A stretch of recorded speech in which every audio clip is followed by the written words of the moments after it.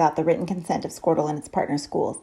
The thoughts and opinions shared on Squirtle's platform are those of the individual and do not necessarily reflect the views of the organization or its partners. Squirtle does not tolerate or condone hateful, bigoted, or divisive content. We want to thank our schools, advertisers, and individuals that have joined with us in our mission to build community around the local school.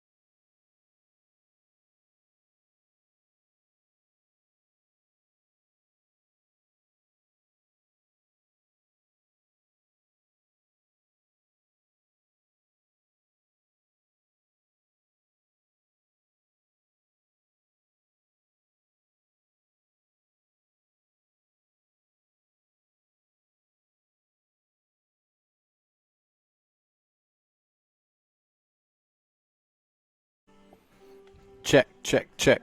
Check, check, check. 1, 2, 1, 2, 1, 2. Check, check, check, check.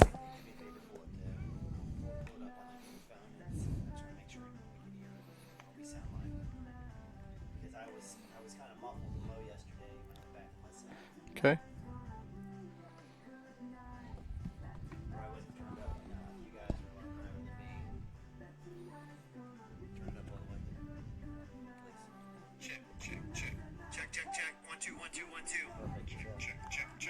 Sounds good. So we'll leave that. I'm at 3 o'clock. You're at 4 o'clock.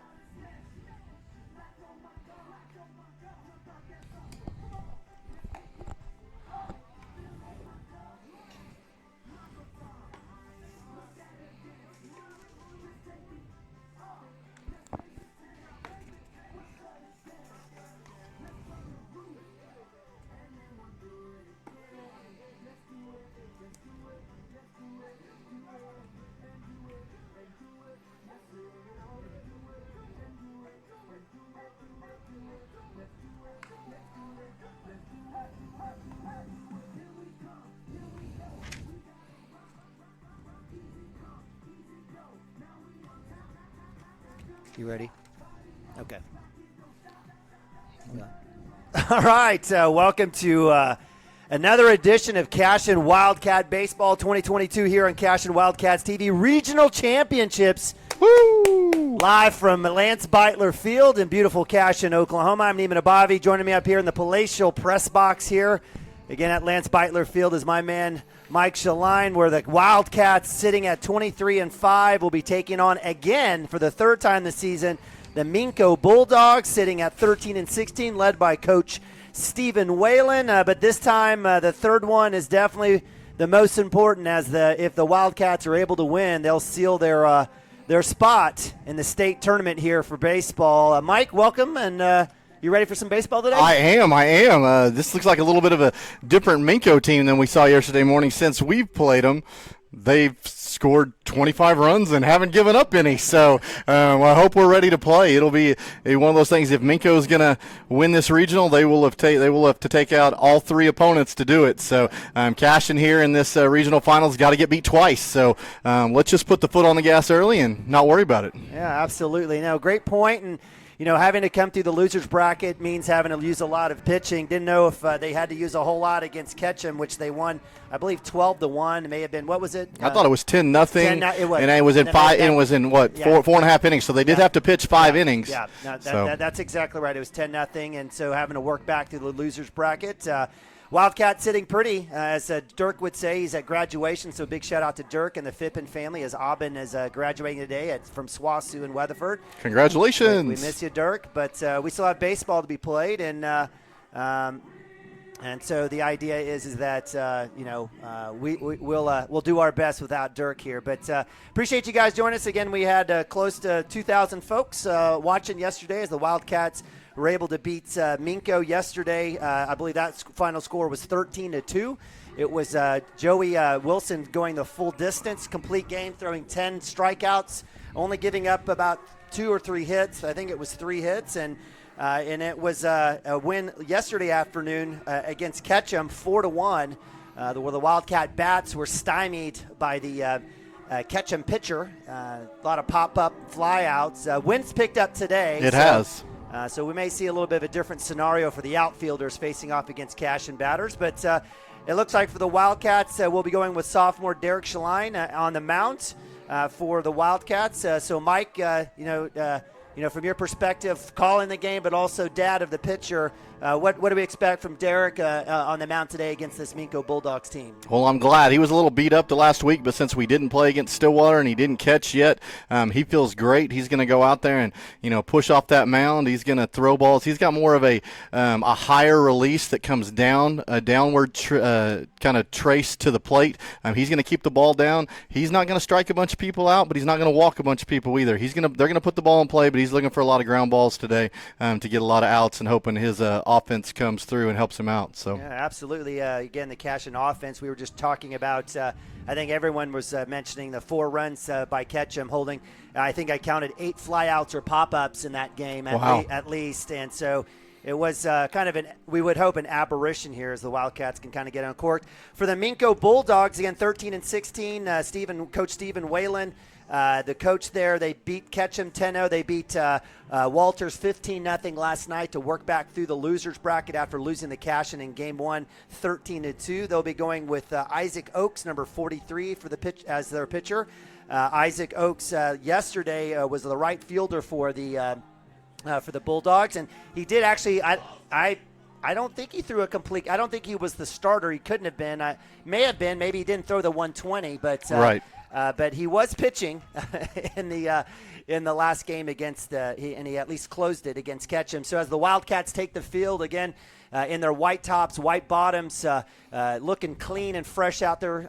We definitely have, we mentioned Derek Shaline, the sophomore out on the mound, senior Nick Nabavi behind the dish at catcher, senior Joey Wilson at first base, Ben Harmon senior at second, sophomore Cooper Frazee at short, and junior Preston Cotter at third. And in the outfield around the horn, we've got Gavin Phippen, the senior at left, senior Layden Lagasse in center, and the freshman Max Higdon, who was called on not once, not twice, but 3 times on 3 big plays in that game against Ketchum, including that amazing sliding catch double play to end it. Great play. Yeah, it was a fantastic play there for the freshman. He got doused with some water, and that's the beauty of this team.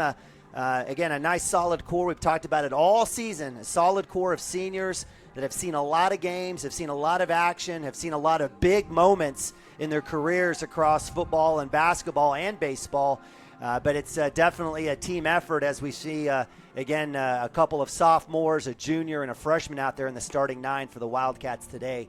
So we've got about, maybe a minute or two. Thoughts as we approach this? We've got the wind blowing significantly now.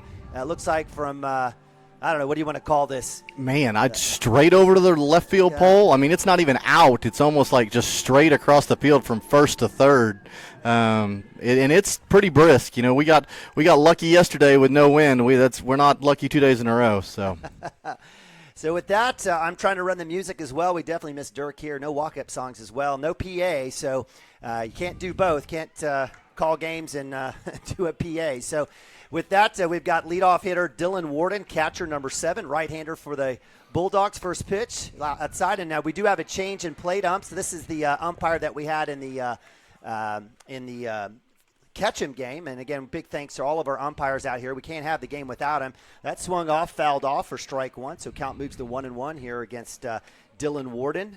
Again, this is Homer Television for the Cashion Wildcats. We appreciate you joining us. If you don't like it, feel free to hit mute. It's not going to hurt our feelings. But and certainly from a call perspective, we may not agree with every call that the umpires have, but nonetheless, we do appreciate them being out here. That one is fouled off left. Third baseman Preston Cotter all over that one. That one rolls to the fence, and so that'll be a foul, and it'll move the count to 1-2 as Shaline gets ahead of the count. There you go. Hey, and we started a little bit early. We started about 15 minutes early, so if you want to call somebody, let them know, hey, we're on. Get to the ballpark, one or the other, so. It is a beautiful day, so if you've got a little chair or something, come on out. There's a little bit of room. Again, packed house, but there's a little bit of room in the stands here if you want to come out. But we do appreciate you joining us here on CWTV. So 2-2 here for Warden. Again, leadoff number 7, righty for the Minco Bulldogs. Up top, very close. Man, that was really close. So not the same zone as the field ump that we've seen before, but that'll move the count to 3-2 full. Let's see what Derek does here. Get some check swing, call it, and he'll give him the base. Goodness gracious. Oh, wow. I thought the kid went around, and what surprised me the most, and we've been bragging about Derek all year, I kid you not, that is his first walk of the season. Are you kidding me? He's been 3-2 a billion times. That was his first walk of the season. Well, let's hope that's just we got it out of our system. Well, it's all right. Those things happen, but, you can't go – I guess you could go perfect. But Warden with the walk sure looked like that was a wrist break swing. Right. So we'll see a little small ball here as Clayton Hughes, number 3, the shortstop, comes up to bat. Clayton Hughes in the game against Cashion yesterday did have 1 hit in the 5th inning. Went 1 for 4. Batter did show bunt before Derek threw over to first base. See where it goes. Cotter comes up. Joey Wilson will stay at home. Comes out, swings, miss, gets a strike. So good work there by the sophomore to get ahead, 0-1.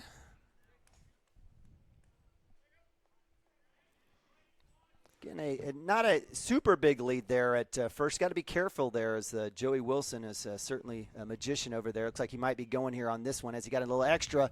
Throw back. Nice work there by Derek, getting the feelers out. So we'll do our best to give you a couple different camera angles today. One coming in. Don't say we. Don't say we. Well, Mike, hey, it'll be you, Mike. I'm trying to do a little bit of it, so if I miss one, I apologize. We appreciate you, Mike. This is fantastic, and we've been so blessed to have you and Dirk again this whole season. Let's keep it going as we hopefully – I think State might be at DeLisi Park again. So that's what I understand. So let's see if we can't find our spot there in the press box. So 0-1 here, top of one. We've just started. Leadoff for the Bulldogs is on base with a walk. Hughes – two-hole hitter showing bunt will come through. It's a little bit up top, a little high for ball one. So 1-1. Again, the Minco Bulldogs were doing this quite a bit against the Cashion pitching just to get in the eyes and the face of the pitcher. I appreciate the approach. Let's see what we got here. Is Derek definitely taking a long look over at the runner at first. Comes back in the dirt or in the turf. So that'll be ball two. You know, I'm just going to say, you know, because I'm a terrible human being, this is where I'd want to send some chin music to a kid showing bunt right now at this point. Right. Maybe if he wants to think about getting in my way, I'm going to get in his way. But that's just me because I'm a terrible human being. But 2-1 here. Let's see. They show bunt again. Pull back. You'll get the strike there. Thank you, umpire. There you go. Because we're not going to play this all day. So that'll move the count to 2-2. And, again, this is where Dirk would say, Nima, that's part of the game. And I go, yeah, it's a terrible part of the game. This is where I'd like to get Derek to keep it low. Let's get a ground ball, see if we can get a double play out of this. Amen. 2-2. Swung on, fouled off. So give credit to Clayton Hughes, the shortstop, fighting that one off. So Minco when they're all whites, Cashion when they're all white. So if you're looking out there, guys, it's a tough go. It'll be hard to see on the screen, but I like the looks. I'm actually a big fan of the navy and white anyway, but not as much as the maroon and gold, though, of course. So 2-2, break. Oh, almost gets it on the inside corner. That would have been a strike. So another full count here as Derek Shaline facing the number 2 batter, 2-hole number 3, Clayton Hughes, shortstop. Had some good plays Hughes did against the Wildcats in that first game yesterday. Runner goes, chopped off, so hit and run is off as that one gets fouled off. Nabavi had a chance to possibly glove that one. That was a little too much action on it. Would have loved for that one to get snapped in for an out. 7-pitch at bat here.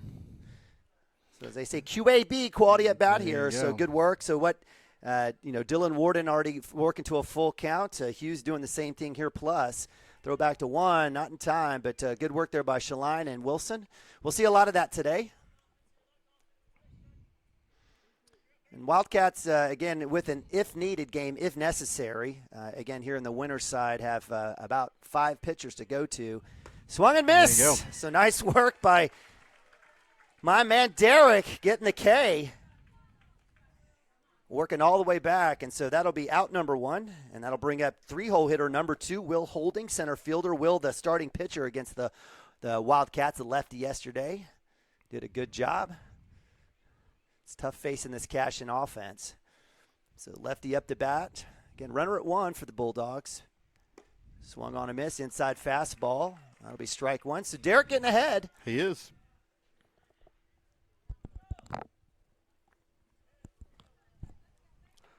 So one strikeout, 1 walk. 0-1, 1 out. Top of 1 in the dirt. Bobby keeps that one in front of him. Good work there by the senior as he holds Dylan Warden at first. Dylan was like, I ain't going anywhere. Relax, 2-4.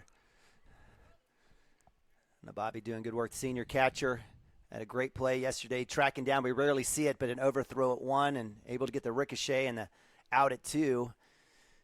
1-1. Runner goes. Hit and run. That's going to go to right field. It's deep. Higdon is there off his glove. Error at right field as we would have had the double play. And that'll be E9 as runners advance to second. We got an appeal here. or whether or not he hit second base. I don't think he did. Well, he went past it. Was it he? I think he went past it and went back in the baseline to retreat. Didn't retouch the bag.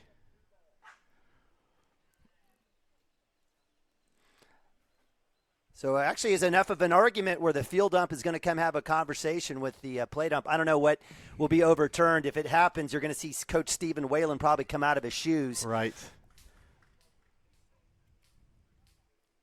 I'm glad you saw it. I came across to see what was happening with the tag. I was really hoping and expecting Max to make that catch. The wind messing with that. That was right on the line. They're both shaking their head like nobody was looking for it. Okay, so most likely we'll see if there's a safe signal. No signal at all. So with the error in right field, that'll bring up number 28, four-hole hitter, Jackson Riggs, the DH, number 28. Okay, well, you'd liked a little different start than that. Yeah, especially with the DH up right now. Would have loved the out and a runner still back at first base with 2 outs, but nonetheless part of the game. Swung on and missed, so good work by Derek again, getting ahead 0-1. 10 strikes, 8 balls so far for the sophomore.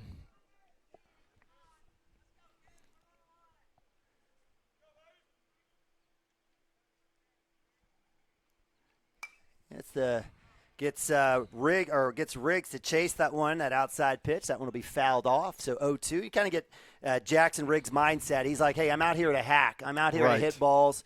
And a big kid. So, again, I don't blame him. So 0-2 here. Let's see where Derek puts this one here with runners at second and third. If we can get the K here, it goes a little bit outside. Riggs no way chasing that one. So that'll move the count to 1-2. Just going to look up and see what our wind is moving at. Yeah, it's going about 16 miles an hour. Oof, and it's both flags are straight. So dropping ball, that one, curve ball, that breaking ball of sorts, that one drops right over the plate. Riggs way ahead of that one, pulls it fouled left side, and that will keep the count 1-2. And, give credit to Riggs. He's in front of the box, and he's got his toes on the chalk. He's taking everything on the inside plate away. And as a bigger kid, right? He's probably absorbed a few baseballs in his time. Sure. So he's not worried about wearing one. Yeah, this kid's huge. He's definitely 18, the big tattoo on his arm. What, do you mean there's kids getting tattoos that are 17 or not 17? Hey, it's possible, I guess. These guys got a full beard. I couldn't grow something like that, so. Everything you would expect a DH to look like here. Again, Salty, one ball, 2 strikes, 1 out here. Runners at second and third. Derek coming right back. Gets a swing in the K. Strikeout number 2. And we'll take that one as that brings up 5-hole hitter number 10, right-hander Hunter Molinak, playing third base for the Bulldogs today. So let's see if Derek can get out of this jam. Would be nice. Take a ground ball right here. So 2 outs, top of 1 here. Regional championship game here for the Wildcats versus the Bulldogs. Sophomore Shaline, play that's popped up right side. Joey Wilson's tracking. He's tracking. Oh, literally hits the top part of the fence. He was there. He's still looking up at it like, I think could I have jumped and got it? Maybe. So a little conversation here between second baseman Senior Harmon and Senior Wilson. And have a little chuckle there. Hopefully that won't come back to bite him. But to Hunter Molinak, a little fortuitous spin there and movement hits the top of the fence as opposed to being an out. Moves the count to 0-1. Shaline comes back inside, gets him swinging with a little action. Man, surprised you got the cut on that. So. Maybe Molinak was thinking he had a slider coming back across the plate, but it would have been inside handle for sure. So that moves the count 0-2. Again, Shaline getting ahead against these Bulldogs. Outside, gets there it there. It is. Gets the backwards K and ends it. Strands 2 as the Cashion defense, after giving up a walk and an E9, runners at second and third, stranded. And we'll be moving to bottom of 1 as the Wildcats hold the Bulldogs scoreless. They'll be right back right after this. Email adam@squirtle.com right now for more information.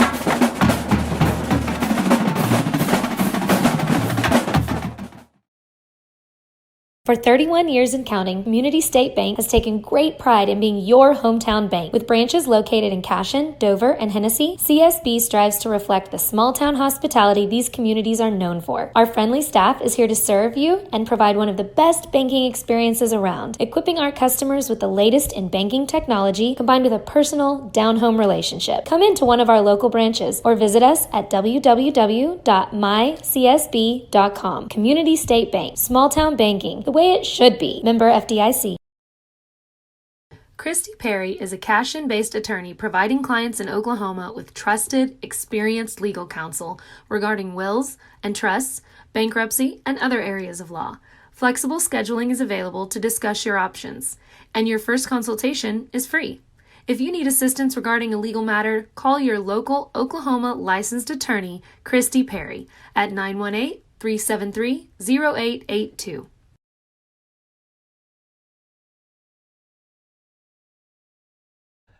Welcome back, Cashion Wildcats TV. Thank you for joining us here for regional playoff baseball live from Lance Beitler Field in beautiful Cashion, Oklahoma. Beautiful, sunny, and warm, but windy Cashion, Oklahoma. I'm Neiman Abavi. Joining me up here in the press box here, bringing today's action is Mike Shaline. Mike, it was a good comeback there for Derek, the sophomore. Started off with a walk, a K, and an error, but came back with two Ks. Two Ks to end it. And guys, I got to be honest, when your son's pitching in a regional final, my heart's beating a little faster than it would normally. I ain't gonna lie. Runners at second and third, just trying to see if he can work his way out. So I was glad to see that.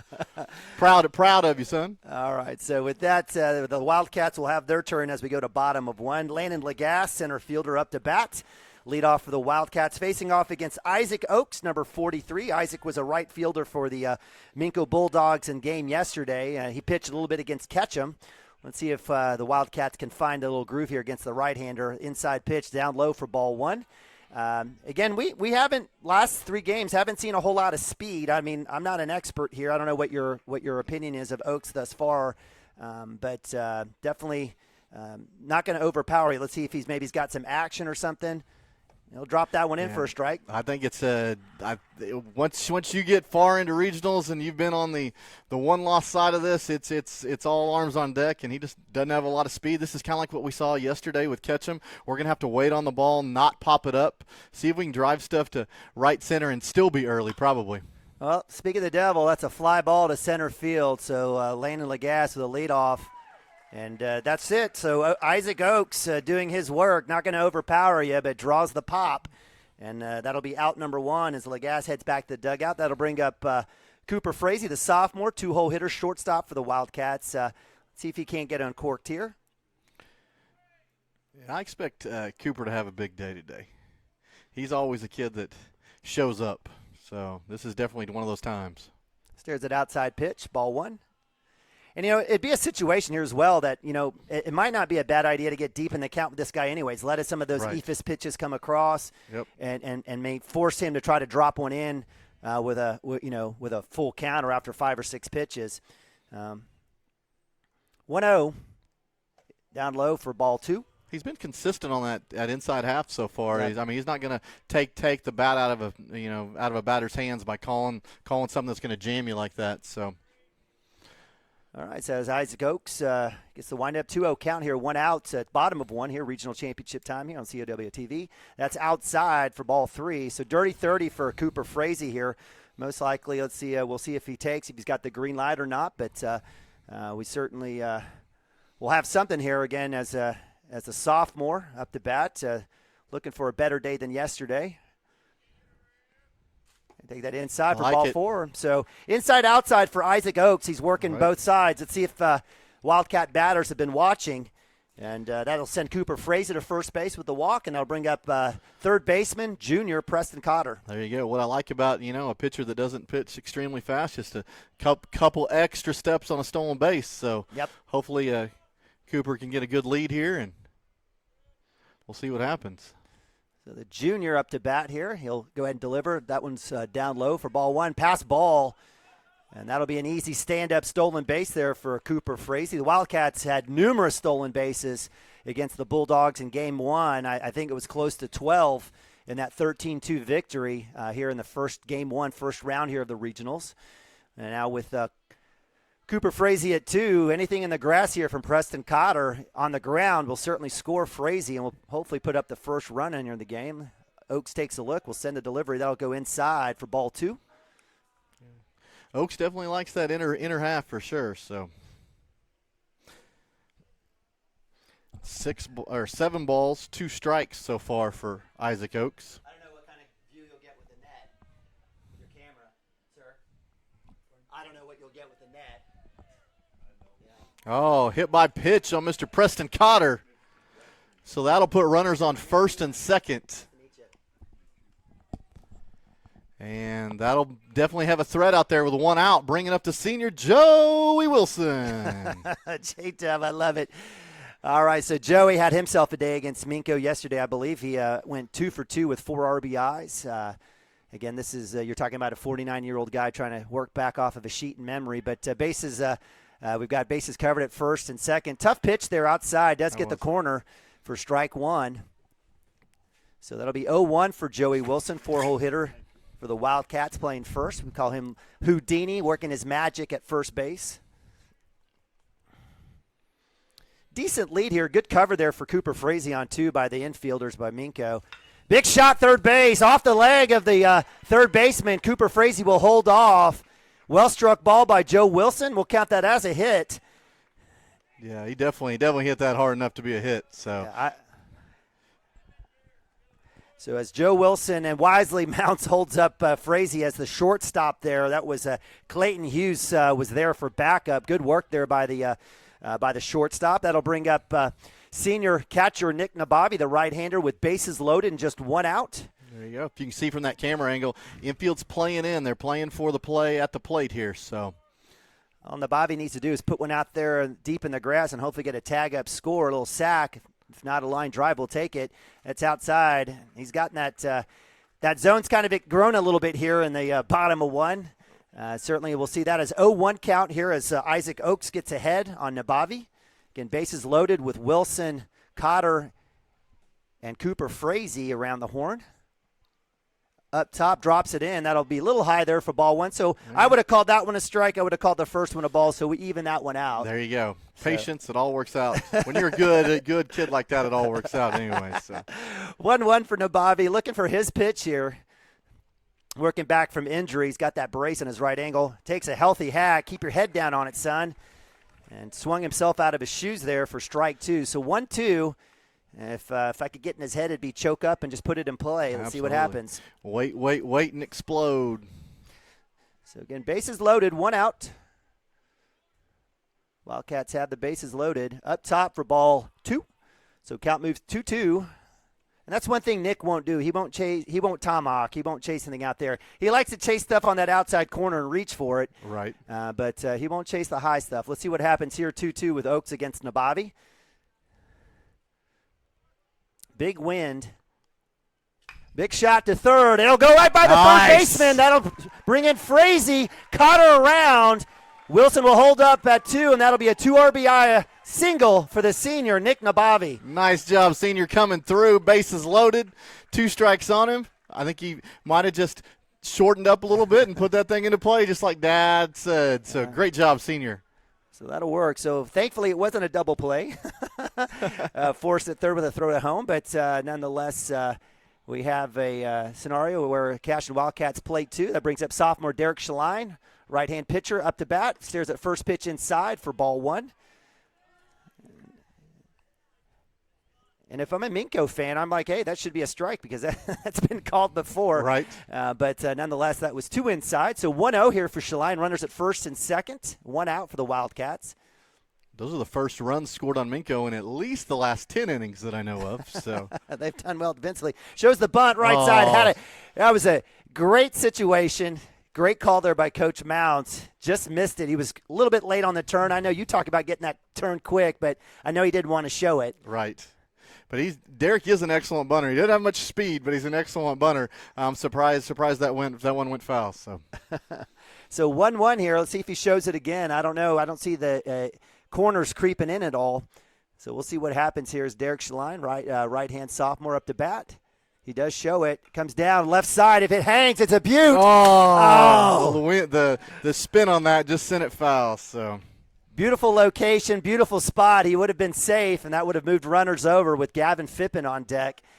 But nonetheless, it rolls out. Good job there by the pitcher, Oaks, to watch it go out and not touch it. So that'll move the count to 1-2, 1 ball, 2 strikes, 1 out. Again, runners at first and second. This is a good place for a little hit and run. Let's see if Mounts calls it. Inside, wears it. Go. He does wear it well, so especially with 2 strikes, that's what you like to see. When you're down in the count 1-2, wear that, son. Nice job. So second hit by pitch for Oaks. That'll move Shaline to first base. And with that, Coach Whalen is at enough, so he's already going to make a change. So Oaks is done.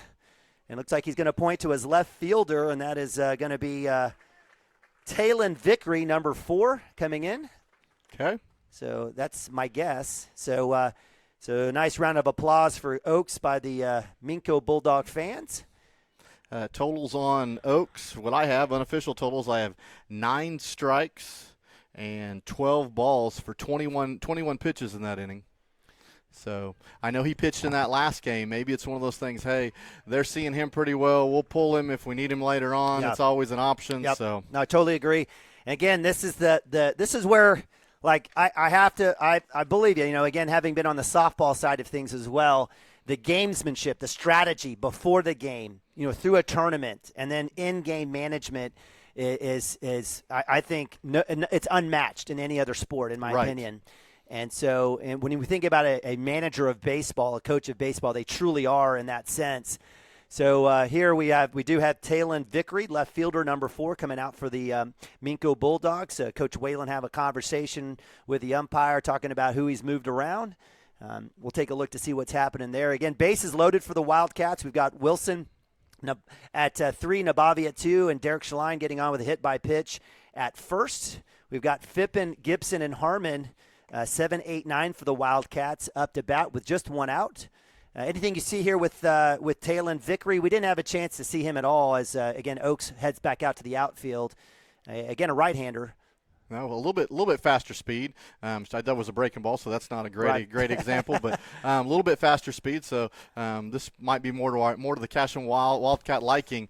You might see a lot of breaking balls from this guy just to catch us off balance. So. Right.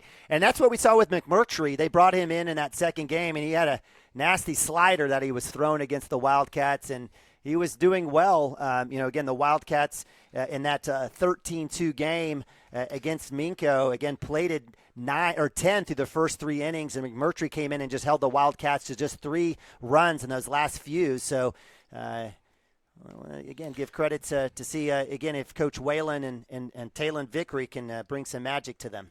And it's my understanding, so McMurtry that we saw that kind of held us at bay a little bit, he's normally their starting shortstop.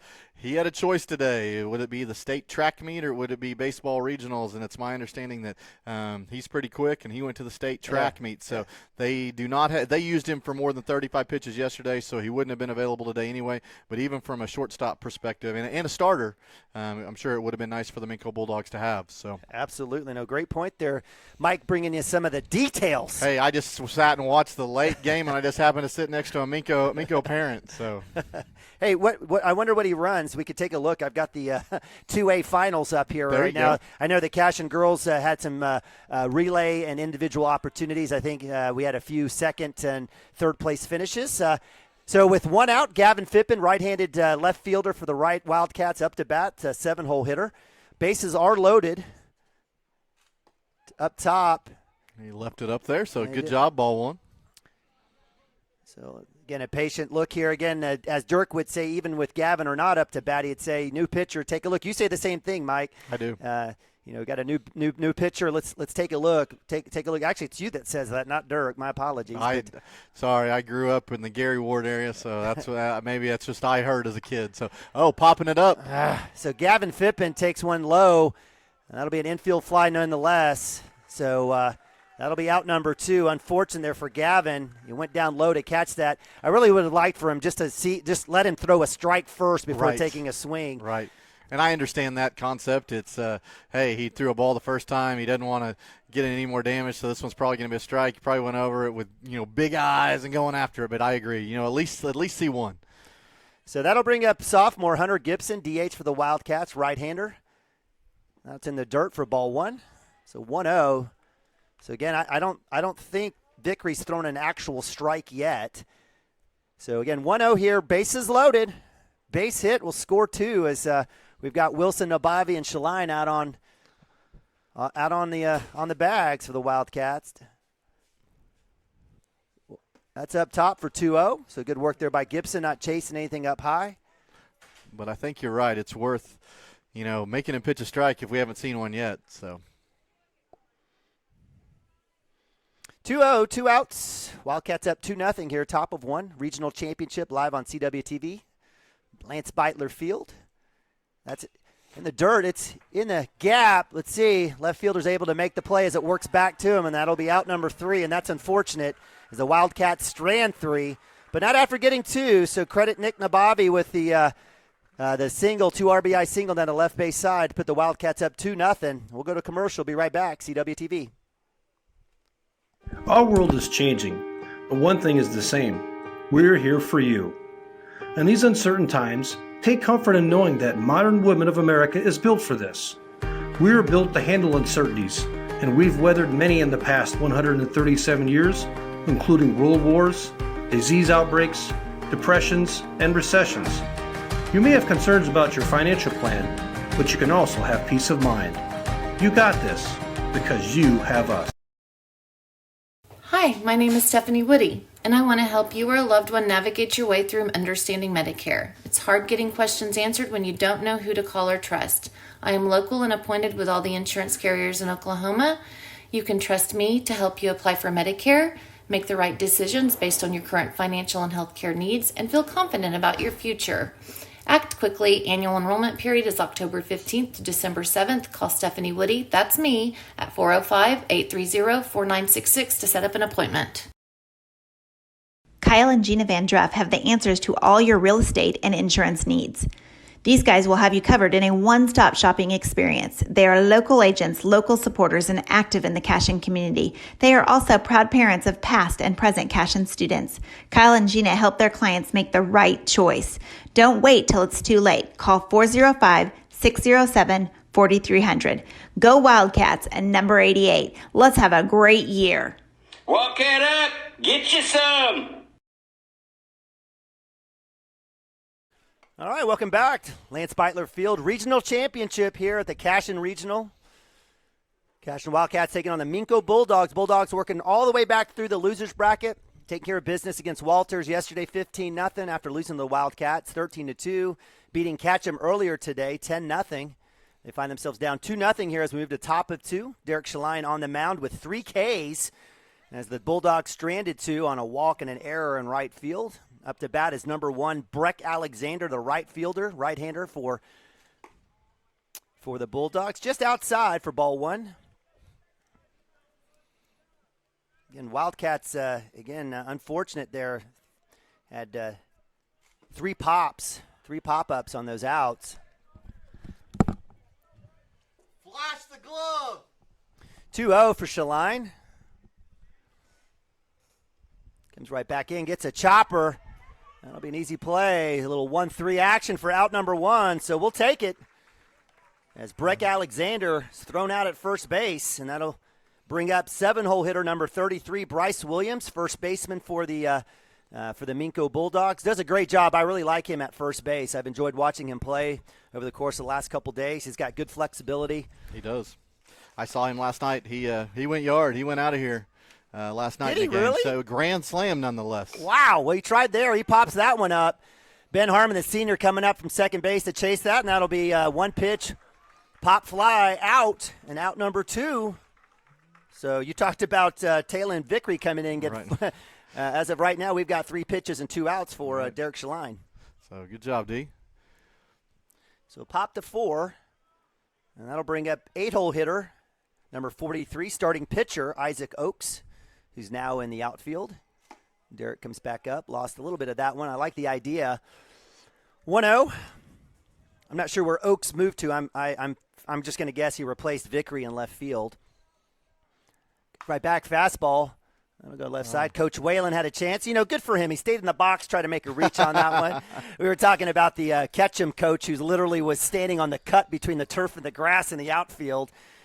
He was not stealing signs. So he was just, I think, as Dirk was offering, try to get a better angle on his base runners.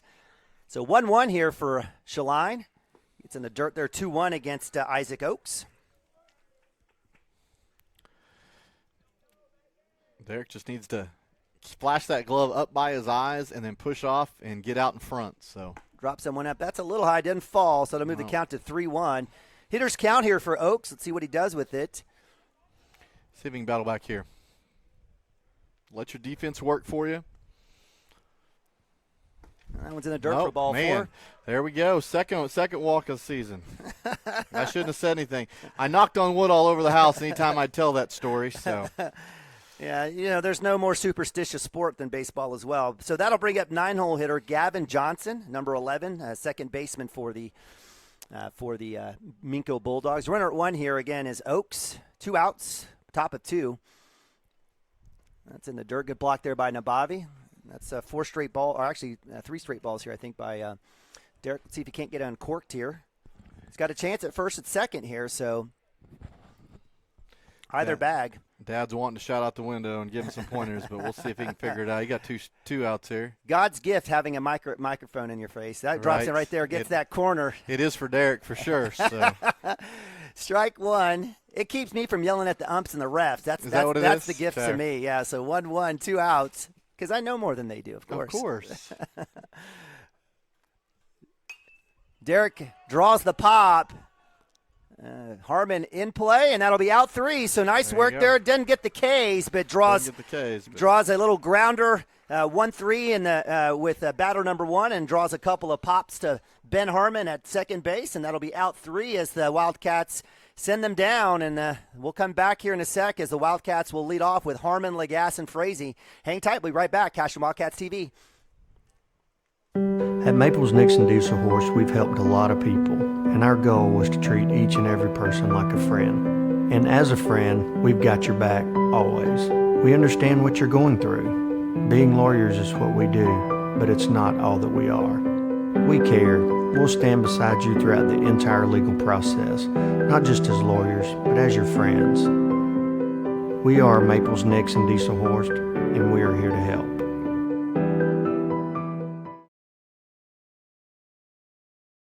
Founded by Jesse and Amy McCracken, Rural Pest Solutions is a Cashion-based, family-owned and operated company.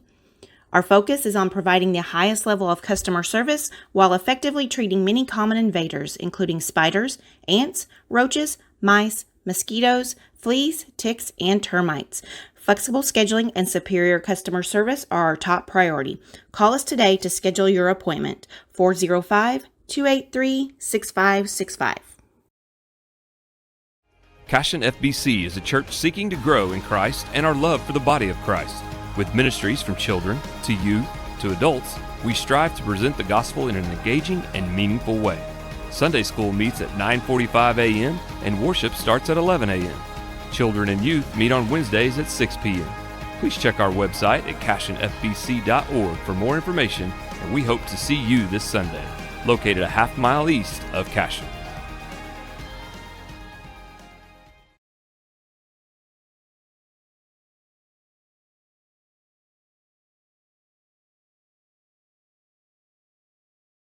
All right, welcome back. Cashion Wildcats TV, Neiman and Bobby Dirkschlein bringing you today's regional playoff action, regional championship here as the Wildcats are taking on the Bulldogs. Wildcats moved to bottom of 2 here, up 2-0. Senior Ben Harmon, who caught a couple pop flies there at the bottom or top of 2 up to bat, leading off for the Wildcats here. On the mound, Talon Vickery, right-hander, number 4 for the Bulldogs. Shows the bunt, has a chance. Catcher on the ball, not in time. Flashing the speed is Ben Harmon, and he's just been absolutely dangerous with that bunt this year. That is great. I mean, you couldn't put that any better, and just let that quarterback use his wheels and get in the open field, right? That's exactly right. So Wildcats with a leadoff runner on base, first base Harmon, and that'll bring up one-hole hitter, Lagasse, center fielder, Landon with a pop to center field. Let's see if we can't maybe get a little bit more line in that and move Harmon around. Harmon definitely a threat to steal. He had multiple stolen bases thus far in this regional tournament. Outside for ball one. So good work by Lagasse, staying patient here, not chasing anything.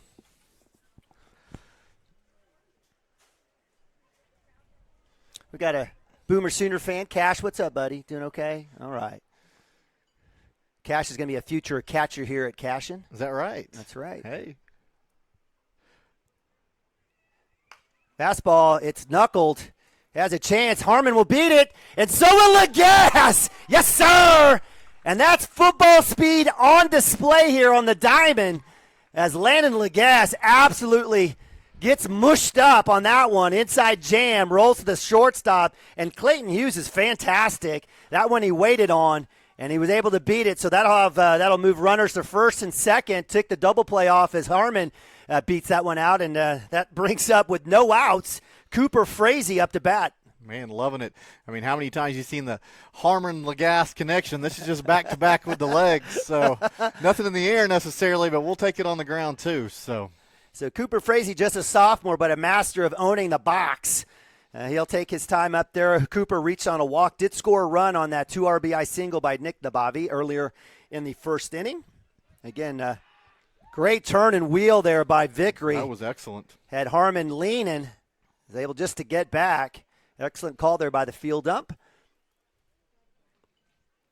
So as Vickery resets, again, Cooper Frazee, the sophomore shortstop, reached on walk in the first, did score a run. No outs. Shows bunt in the dirt, rolling around, nothing there. Lagasse gets caught in a jam. Hopefully that'll move Ben Harmon to 3. Let's see if he gets down. He's safe. He's out. Oh, sliding back, and I thought he was more out on the slide than he was the reach back. I would definitely ask for the home plate umpire on the angle at least. And he's going to ask for it. So Ben Harmon, we talked about this, sliding on a field turf is definitely different than dirt. And the idea is that, we saw Ben stealing a lot and going over the bag using that speed. He did make it under the tag where the field ump called him safe. He's having the conversation here, and let's see, we'll have a talk with a home plate as Coach Mounts having the conversation. Coach Whalen coming out to kind of see what's going on as well.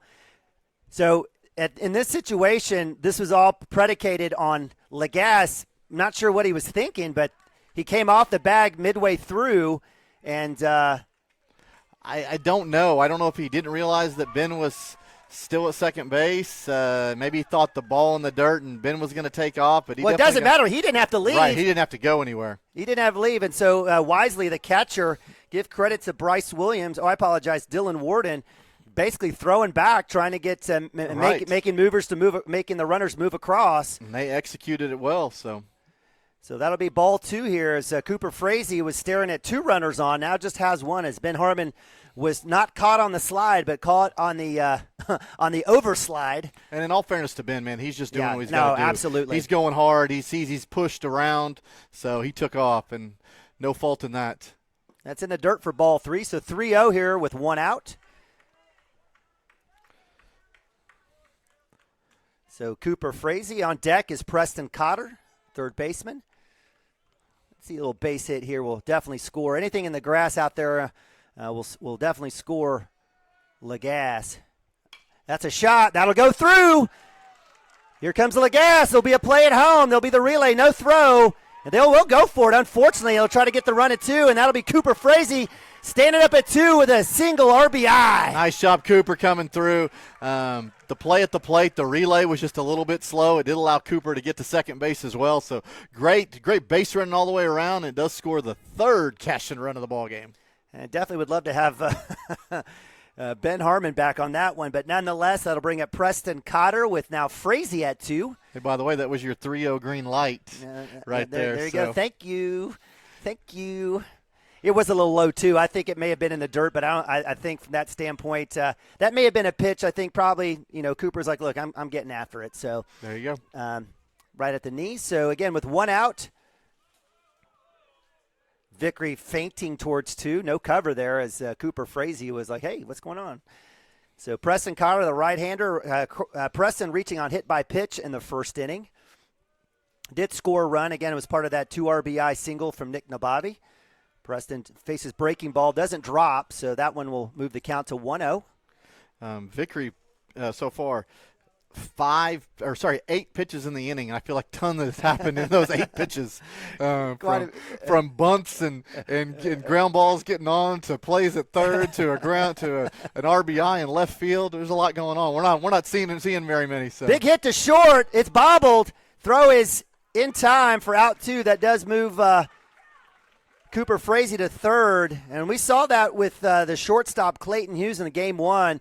Well-struck balls, bobbled. He was able to make the play just like in the earlier game. And Preston Cotter's got some good wheels. Again, left tackle, defensive end for the Wildcat defense or football team. But, again, good stretch there by the first baseman, Bryce Williams, for Minco. And that'll be out number 2.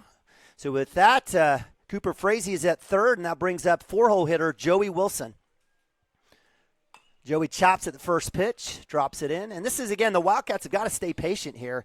This is not anything excessive, maybe high 60s, I guess, low 70s, and just need to be patient here.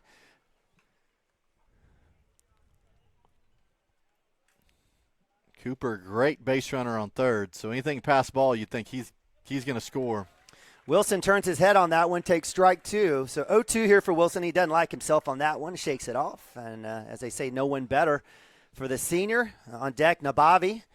2 outs. Wildcats up 3-0 here. Runner at third base. Joey Wilson, senior first baseman, the 0-2 count.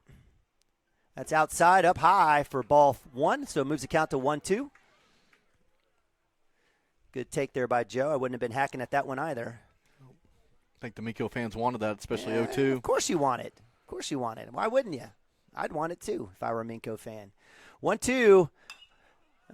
Joey Wilson from his knee pops it up, and that'll be caught by the center fielder as he comes in. And that's, Joe did this in the other game last night. He went to his knees to get that low pitch. Again, 0-2, I know he didn't want to mess with anything, but pops that one up. That'll be out 3 as the Wildcats strand another. Give credit to the Minco defense, only allowing 1 run here for the Wildcats. We'll go to timeout. Be right back. Wildcats 3, Dogs 0.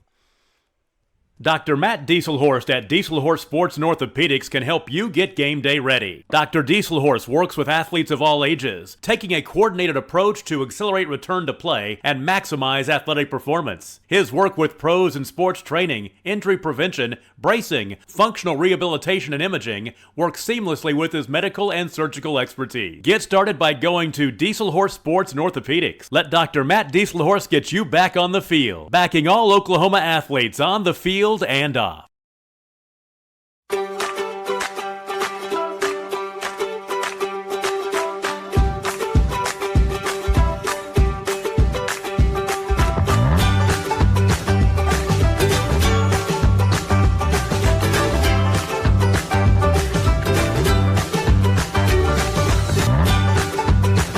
Stream with Oklahoma's #1 high school streaming service, Squirtle.tv. Find out more at Squirtle.com/stream. Legacy Insurance and Financial Services is proud to be on Main Street in Cashion, Oklahoma, supporting our Wildcats while riding business throughout Oklahoma and surrounding states. Legacy agents who share over 40 years of experience will shop many carriers to fulfill all of your insurance and investment needs. We welcome face-to-face meetings, but if your needs require an online virtual relationship, we are versed at those too. Let the team of Chris Gibson, Chris Cochran, Aaron Phoenix, and Christina Branson at Legacy Insurance and Financial Services help you build your own legacy, one you will be proud to live and to leave. All right, welcome back. Lance Beitler Field, Cashion Wildcats TV production of 2022 baseball here. Regional championship live from Cashion, Oklahoma, the Cashion Regionals, where you have your 6th-ranked Cashion Wildcats taking on the Minco Bulldogs.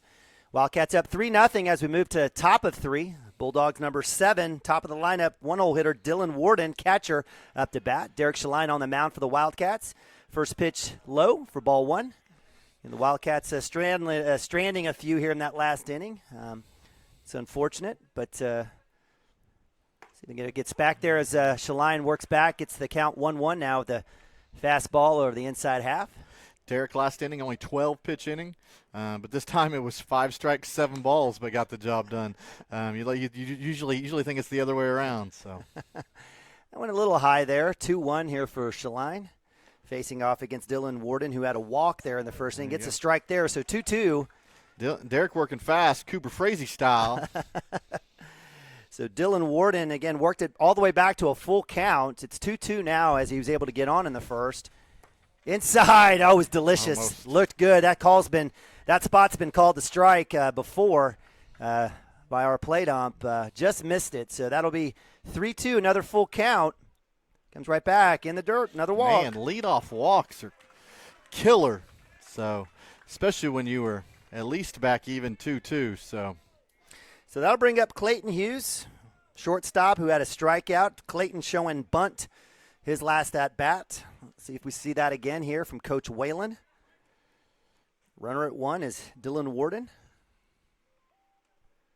He's got a decent lead, nothing really big here. He's going, shows the bunt, foul bunt. So very fortunate there as the foul tip rolls between Nababi's legs. And that'll send Dylan Warden back to first base.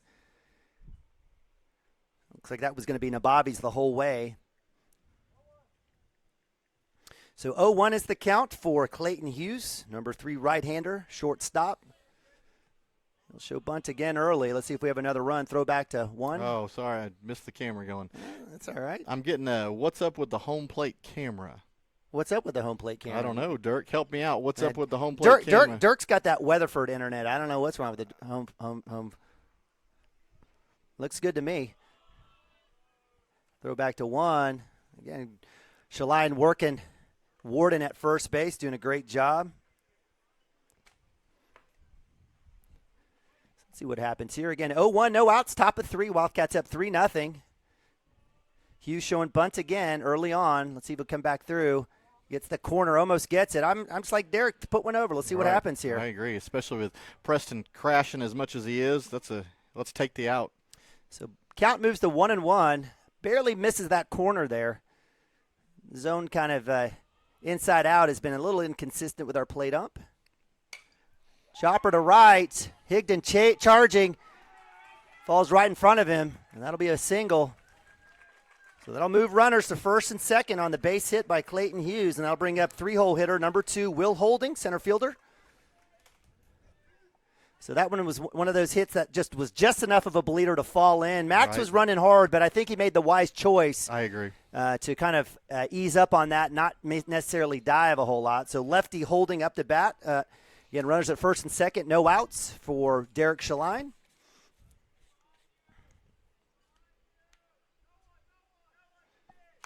That one's fouled back off. That'll be strike 1. 0-1. Derek working ahead.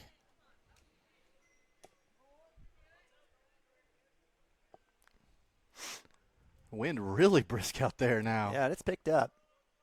That may have helped that last hit.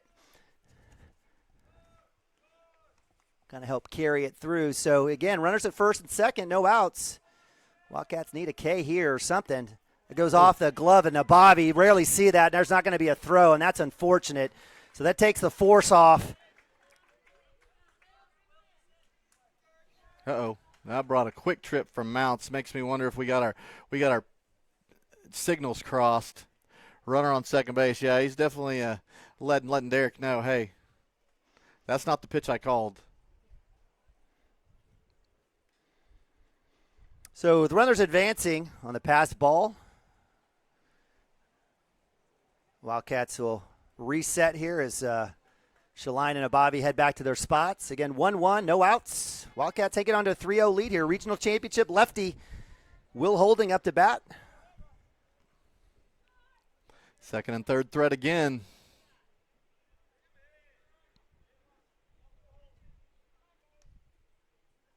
It's outside for ball 2. Holding reached on error last at bat. The lefty hit down the first base line. It went off the glove of Max Higdon. I think Max had the fence line in his vision.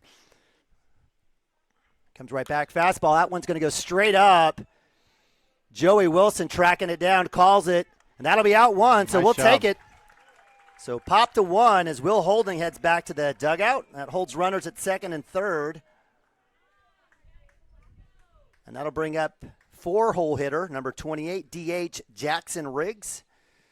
Jackson in the first inning was the second out on a K.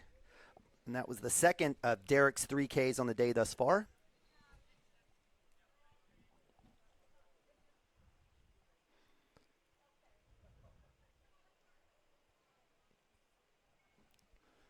Swung on a miss, strike 1, so Shaline gets ahead. And we talked about Riggs. He has one strategy, and that's swing bat. Right. And, as a DH, that's what you're here for. Outside, try to get him chased and doesn't, so its count moves to 1-1. Outside pitch, runners at second and third. Last night when I saw him, they're up 10-0 or whatever it was, 9-0, and there's no win. You're like, man, go for it. Swing out of your shoes, see if you can get you one. That one's low in the turf for ball 2, so 2-1. I'd like to see Derek kind of maybe come back inside. We'll see. I would too. Again, we talked about Riggs. He crowds the plate quite a bit. A big kid. I'm not worried about wearing one. That's a chopper. Throws at 1. That'll score 1. That'll be out number 2. So give credit in RBI, fielder's choice, to Riggs. And the Bulldogs get on the board 3-1 as Dylan Warden reaches home plate. So with 2 outs, runner at third is Clayton Hughes. Hunter Molinak, 5-hole hitter, number 10, third baseman. Backwards K in the first inning.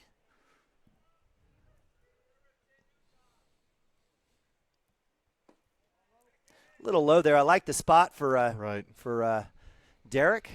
Derek is typically, he doesn't mind. He just wants to live low. If he misses a couple, he doesn't panic, but he definitely wants to live down there. He's not going to let you see anything up if he can avoid it.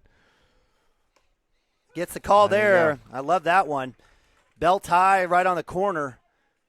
Again, that's the call that we've seen from this plate ump, so I'm glad he pulled it out. So count moves to 1-1, 2 outs, runner at third here. Wildcats just need to get the play. That's a shot to right field. Max Higdon falls down. That'll score a run. Runner goes to 2. He'll be held up. And that'll be I'm not sure what happened to Max there, if he just kind of fell. I thought he had a pretty good beat on it, and then he didn't. So that walk and that hit, top of the third inning, has served the Bulldogs well. And that'll bring up number 1, Breck Alexander, right fielder. And I got to tell you, Bulldogs have been pretty fortunate. Some of those hits to right field falling the way they have. That'll be strike 1 there as Shaline works himself ahead. I haven't seen a bleed for us to come through in several games. I'll take one today. I'll take several today. Get some swinging on 2. So 0-2 as Breck Alexander takes a healthy hack at that low pitch.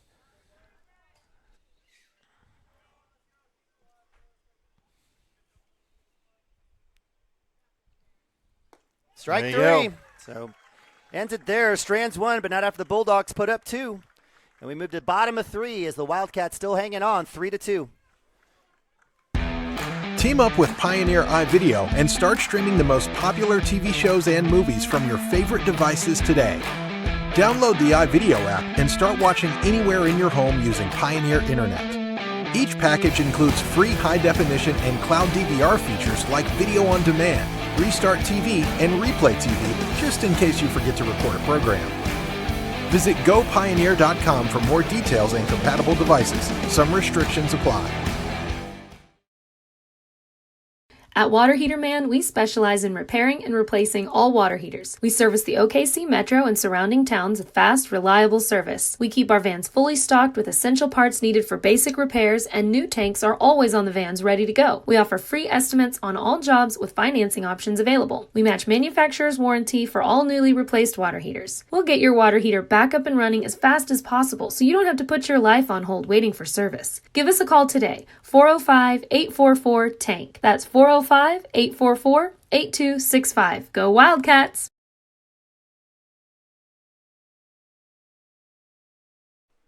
All right, welcome back. Lance Beitler Field, Naaman Ababi, Derek Shaline, bringing you guys regional championship playoff action live from Lance Beitler Field. It's a good one, 3-2. Give credit to the Bulldogs. They've held Wildcats at bay. Wildcats only putting up 2 runs in the first, stranding a bunch, only 1 in the second.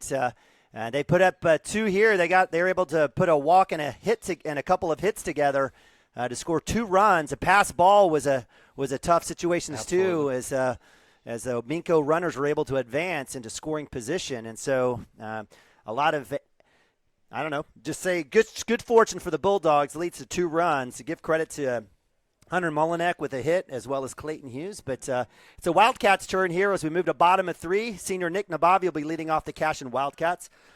Nick reaching on with a shot down the third base line, scoring 2 runs in the first inning. Oh, there he's. Way to use your head, Senior.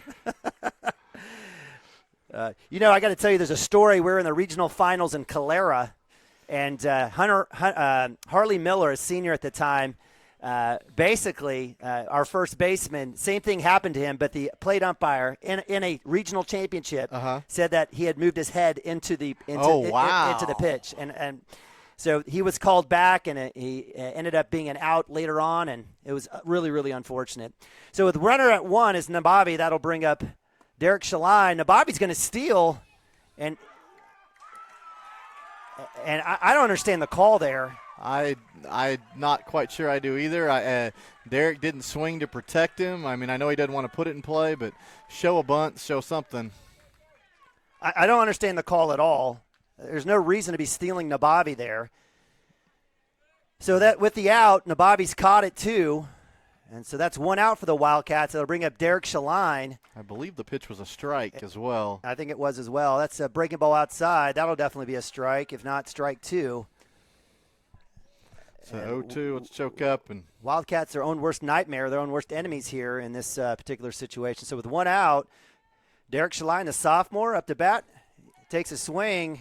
Fouled it off. So I guess it was a ball. So the count will go to 1-2 here. Is that correct? Yeah, Huh. I guess so. That's the situation. Yes, it was. Okay.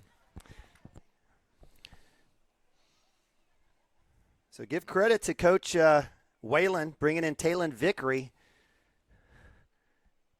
up top for ball 2. Not overpowering. No. And Wildcats chasing, lots of pops, nothing bleeding or dropping in. Getting some hits, though, but base running errors, etc. That's a second out on the base path for the Wildcats.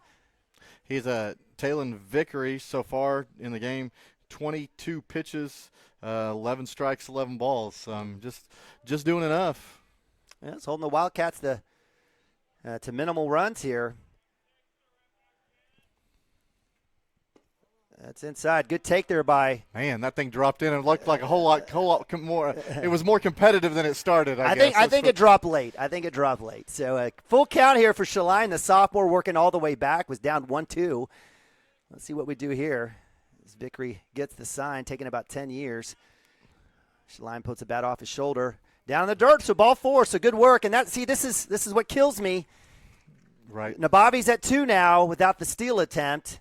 And we've got Gavin Phippen up to bat. But, again, this is what we get to do. We get to second guess up here, up in the box. And we will have a courtesy runner for Derek Shaline, the pitcher. It will be number 10, the sophomore Creed Kastner, getting his first regional experience right here. No, he came in and ran earlier. Oh, did he? Did he? Okay, well, there you go. I apologize. Came in, ran for Derek in the first inning when Derek reached on hit by pitch. So fair enough. I guess I missed it. Gavin Phippen up to bat. Gavin, again, popped to 2. Let's see if he can straighten this one out. Again, runner at 1 out for the Wildcats. Good opportunity. Shows bunt. Down the left side. It's delicious. Get there, young buck, and he does. Gavin Phippen and the Wildcats flashing the small ball. And we've got runners at first and second with DH Hunter Gibson up to bat. Man, you couldn't have put that bunt any better. I mean, you couldn't point right there and put it there. That's awesome. We literally should be bunting this entire game. I just agree. FYI until they figure it out. But that's me. That's crazy talk. I know Dirk's like Dirk's probably rolling his eyes right now.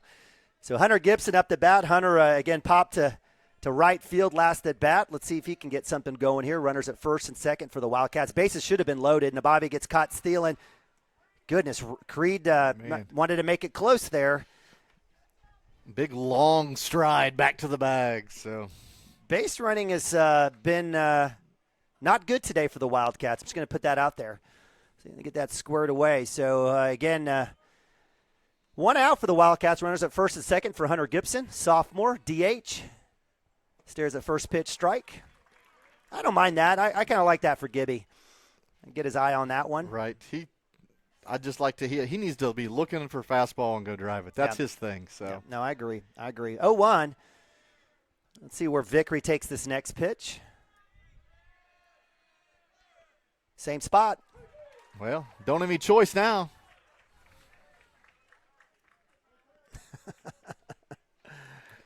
So here we go, 0-2. Come on, Mr. Gibson. It's your time to shine.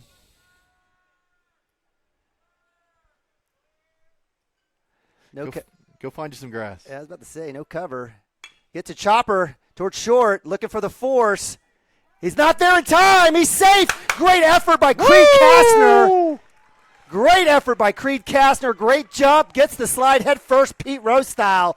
Wildcats are dealing with bases loaded, and senior Ben Harmon up to bat. Man, taking off on the hit, and third baseman was off a bit. It was a race to the bag, and, man, if Creed didn't make a great slide in there. So how do we score that? That's a fielder's choice. Safe. Yeah. All right. So fielder's choice, I guess, single in essence. So with one out, senior Ben Harmon up to bat. Minco Bulldogs defense in. Up top, swung on, right at third, looking to go home. It's loose. He's safe. He's in. Great job by Kastner as the throw was off, and that's a RBI, fielder's choice for Ben Harmon. Nice. I think the throw was going to get there just barely, and then he dropped it, and it made it all better. So appreciate that. So, again, I'm just going to talk about Nick Nababi. This is the last time I'm going to talk about Nick Nababi. Please, that would have been another run for Nick. Would have been able to come in for the Wildcats. But they do plate one. They're up 4-2. Top of the lineup here for the Wildcats. One-hole hitter Landon Lagasse, center fielder. Wildcats up 4-2, getting one of those two that they got back. They gave up the bottom of three. Outside pitch, ball one. Again, Lagasse had a pop to center field. And the Wildcats are getting the ball down a little bit better here. They're grounding. They're working that third baseman. I'd like to see maybe something more over the second baseline, but we'll see what happens here. Again, bases loaded. Minco Bulldog defense again still up. That's in the dirt. Good job by the catcher there, Dylan Warden, letting that one get squeezed in under him, getting it blocked. We do have old Bessie here. The wall here. She's definitely narrow. Should I say that? It's probably not politically correct now, but we'll call it. I don't know. We'll figure out a name for our wall here. But nonetheless, shallow wall. That one drops in for a strike. Unfortunately, a little taller Lagasse there gets that call. So 2-1 for Lagasse. I like being patient. I don't think he wants any of that outside junk. He likes inside pitches.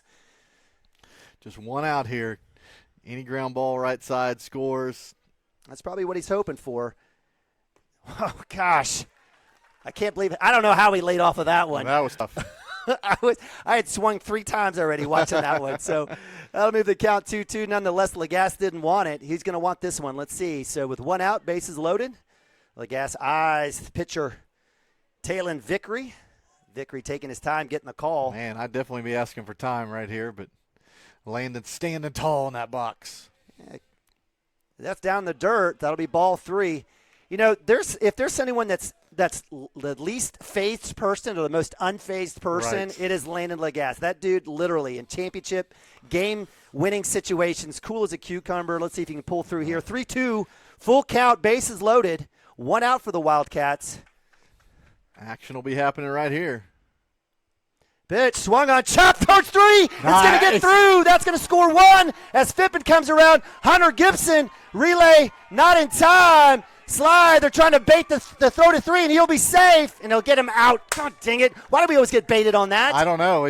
Take what they're giving you. Don't give up the outs. So it will score 2 for the Cashion Wildcats, making it 6-2.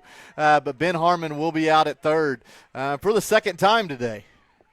God. But it will allow Landon to pull into second base. So we'll have a runner at second with 2 outs. That's the second time. It is. Second time. So with 2 outs, sophomore Cooper Frazee, Wildcats staring into 6-2 lead. Give up 2 here, the bottom of 3. Get it back, and then some. Lagasse at 2. Big hop. Pass 2. That's going to score Lagasse. That'll be an RBI single as the left fielder slips. Cooper Frazee rounds 1, and the Wildcats put another on the board. Nice job, Cooper Frazee.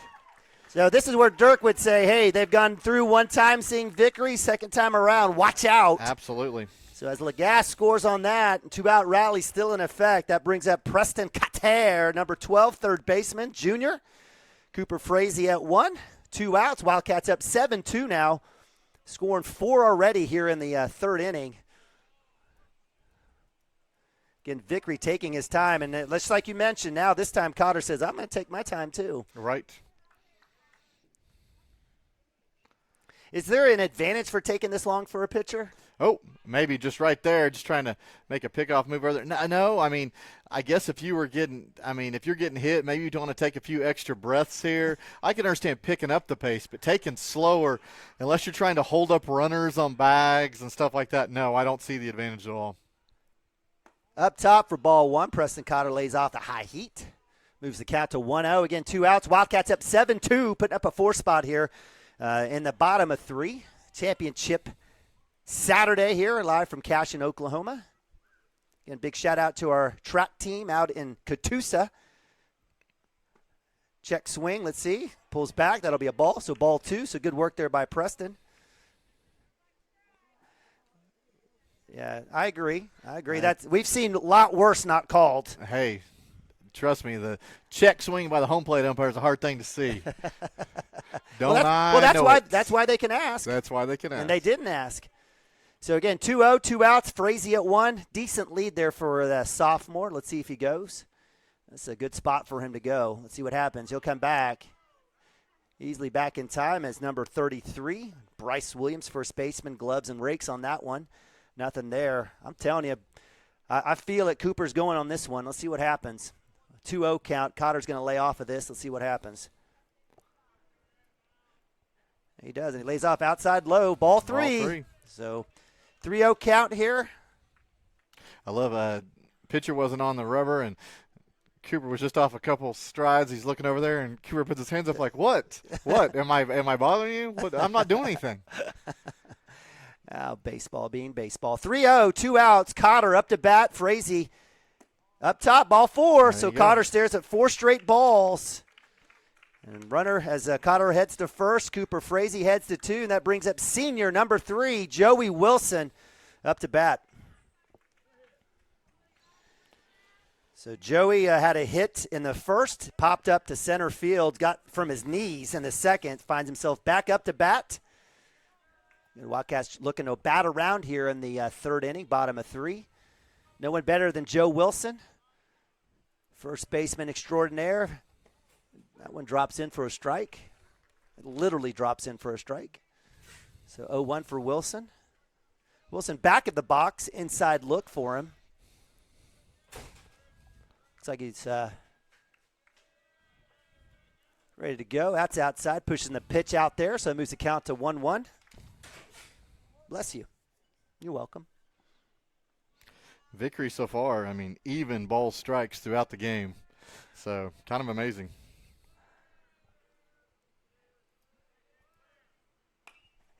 And that's another hit from his knees, and that one will go foul. We could have caught that one, Mike. I could have stuck my hand out. Someone tell us. We'll put our hand out and catch it.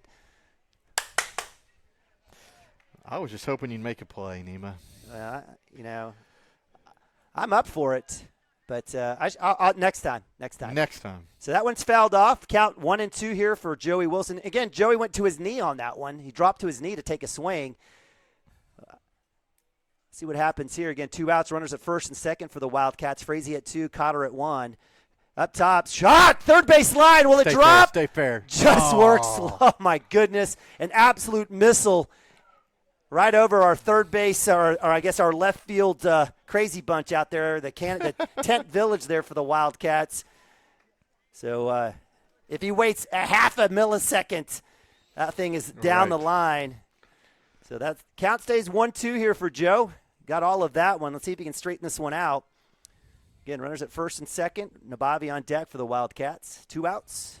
Bottom of 3. Runners go. It's in the dirt. Frazee with the steal. Nice work. And so Cotter works the 2. So no force. Count moves to 2-2. I was a little worried about Joey just having happy feet there in the box, but we're all right with that. So no call, no throw. If you want that call, make a throw. 2-2. Runners at second and third, definitely in scoring position. Base hit will score 1, if not 2, for the Wildcats. No one better than Joe Wilson. Chops right side. It's got a chance if it bleeds. That's trouble if it bleeds. And that's going to float right to the right. I don't even know how that hangs out. Every single one of our balls have literally just hung up. Right. So a pop to 9, pop to right field, ends it for the Wildcats, but not after putting up 4. Wildcats send it to top of 4, leading 7-2. We'll be right back right after this.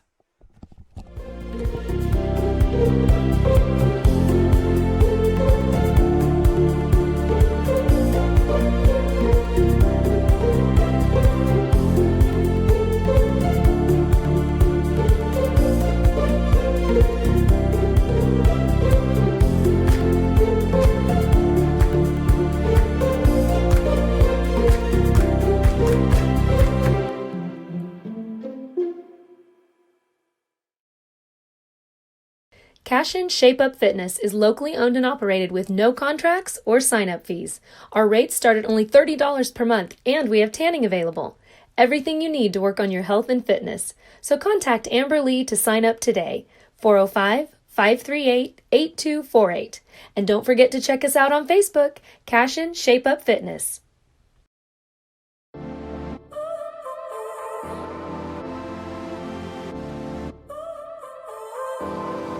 So now you're here again, knocking at my door. A little too late for, I'm sorry for. The lights went out 'cause you kept cutting the cord, and I started to fade into your gray. This is Grain and Grange Market, the coolest little boutique you've never heard of. Come see us. Wiggins. All right, welcome back. Cashion Wildcats TV, CWTV production of 2022 baseball, spring baseball. Appreciate you guys joining us here live from, watch out, Cotter, live from Lance Beitler Field in Cashion, Oklahoma. It is the Cashion Regionals Championship here as the Wildcats taking on the Minco Bulldogs. Wildcats putting up a 4 spot in the bottom of 3 to answer the 2 runs scored by Minco to extend that lead to 7-2. Wildcats doing it with starting off again with a bevy of hits and base running. Wildcats doing their work as we move to here the top of 4. And that'll be number 33, number 33, 7-hole hitter Bryce Williams, first baseman for the Minco Bulldogs. Derek Shaline on the mound for the Wildcats. First pitch swung on. That's going to go to left field. It's deep. Gavin Phippen at the wall. Out of his reach, at the track. He'll turn that into a double. And good effort there by Bryce Williams. First pitch swing, and he goes deep. Man, got a lot of that. Sure did. Didn't expect that out of him. Nope. So that, again, give credit to Minco. I think literally almost every inning they've started off. No, at the first and the third, and now the fourth, they've started off with their leadoff on base. This time, Williams goes all the way to 2. And that brings up the 8-hole hitter, number 43, right-hander Isaac Oakes, pitcher, who walked in the second inning. So let's see if they can't work Williams at 2 here with Derek Shaline pitching. First pitch, swung on. That one will go left side foul. That'll be a souvenir for somebody over there. Somebody's car, maybe. Derek needs to get the ball down a little bit. So, big wind. Again, it's a beautiful day, beautiful sunny day, but we've got that wind again. It's blowing, again, straight out past the third base line, all the way out. It's another shot out there. Let's see it. It's going to play it home. Throws there, bam, and he's gone! Outstanding throw! Gavin Phippen from left field gets Bryce Williams, the Bobby there with the glove. See you later! Wildcats get the out. Daddy Phippen, if you get a chance to watch that on video, I mean, that ball was a perfect throw. He just one hopper right to the plate, exactly where it needed to be. That thing was a laser. Absolute laced. Nice action. It worked through. I didn't know if it was going to have the chance to get down the line. Nabavi in the best spot possible in time. Catch 2 hands, out number 1. So with that brings up number 11. I had to hold my breath there. Gavin Johnson, 9-hole hitter, second baseman. As again, well hit there by Isaac Oakes, the left field. He fouled that one off well, got a hold of that one, but just a fantastic throw by Gavin. Oh, man. Exciting. Amazing. I mean, just an amazing throw. I mean, all the way from left field. That's amazing. So, again, 0-1 count here. Check swing. Nice drop there by Nabavi, keeping the ball in front of him. That moved the count to 1-1 here for Gavin Johnson. Gavin, 9-hole hitter, again, popped to second base for the third out there in the second inning. On first base is Isaac Oakes. That is his first hit of the game. He's 1 for 1 with a walk in the second. Shalina with the release. That one will go to Derek. Get the force at 2. He'll get it. Nice job there by Derek getting the lead runner. Dangerous. It was. I think he was going to go 1, and he heard the call, 2-2-2, so he turned that way. So it worked out.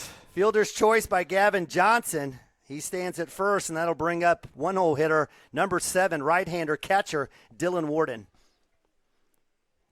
Wow. Great job by Cooper keeping his foot on that bag as that throw's coming in there and the slide's coming in there all at the same time. Not easy plays. I mean, we've watched 2 outs that are not easy. Outside pitch, good block there by Nabavi, scooting over. All right, so as we stare at 2 outs here, 1-0 count here for Shaline going up against Dylan Warden. Again, Dylan with 2 walks, a walk in the first, a walk in the third. Outside, does not get the corner. It's been there all day. That'll move the count to 2-0. And again, give credit to Dylan. Had a full count walk in the first and a full count walk in the third. Did score a run there. Was able to move across on a pass ball. And as Shaline works back to get the strike, so moves the count to 2-1. And Derek here with 2 outs hasn't even looked over at first base here. Comes right back, fastball. That's hit. Center field, Lagas, out number 3, and the Wildcats send the Bulldogs back in, hanging on to a 7-2 lead as we move to bottom of 4. We'll be right back right after this. Sewell and Ogletree is dedicated to championing our clients through complicated and challenging litigations. We pride ourselves on a proven track record of success brought forth by fierce litigation skills. The lawyers and staff of our firm are dedicated to effective and personalized representation for every client who entrusts our service. Uncompromising integrity, unparalleled results. Call Wiggins, Sewell, and Ogletree, 405-232-1211. Absolute Pools, Lawns, and Landscape is not your ordinary pool builder. From traditional to exotic and anything in between, our staff offers paramount quality and service through the entire design and build process. We provide service to the entire OKC metro and surrounding towns. So relax, knowing our team is wholeheartedly committed to building a trusting and lasting relationship with you. Visit us on Facebook or give us a call today at 405-285-9729. Absolute Pools, Lawns, and Landscape. Storm season is coming, people, and your first choice for roofing needs should be Rhino Roofing. Locally owned and operated, the Rhino specializes in all types of repair and replacement. Large scale, traditional, modern, unique roof lines, they can do it all. Protect your home and your family with the specialized services of Rhino Roofing. Visit our Facebook page today and make an appointment. Rhino Roofing is all the hype for any roof type.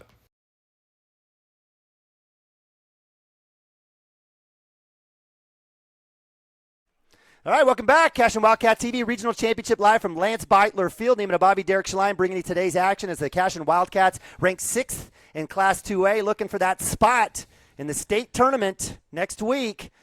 And they've got a few innings left here. They're up 7-2 against the Minco Bulldogs. Wildcats doing work in that third inning to get 4 runs to add to that 3 that they had in the first 2 innings. Holding the Minco Bulldogs scoreless in the first, second, and fourth. Wildcats will be leading off with Nabavi. We'll have Nabavi, Shaline, Fippen here 1, 2, 3 to start the bottom of 4.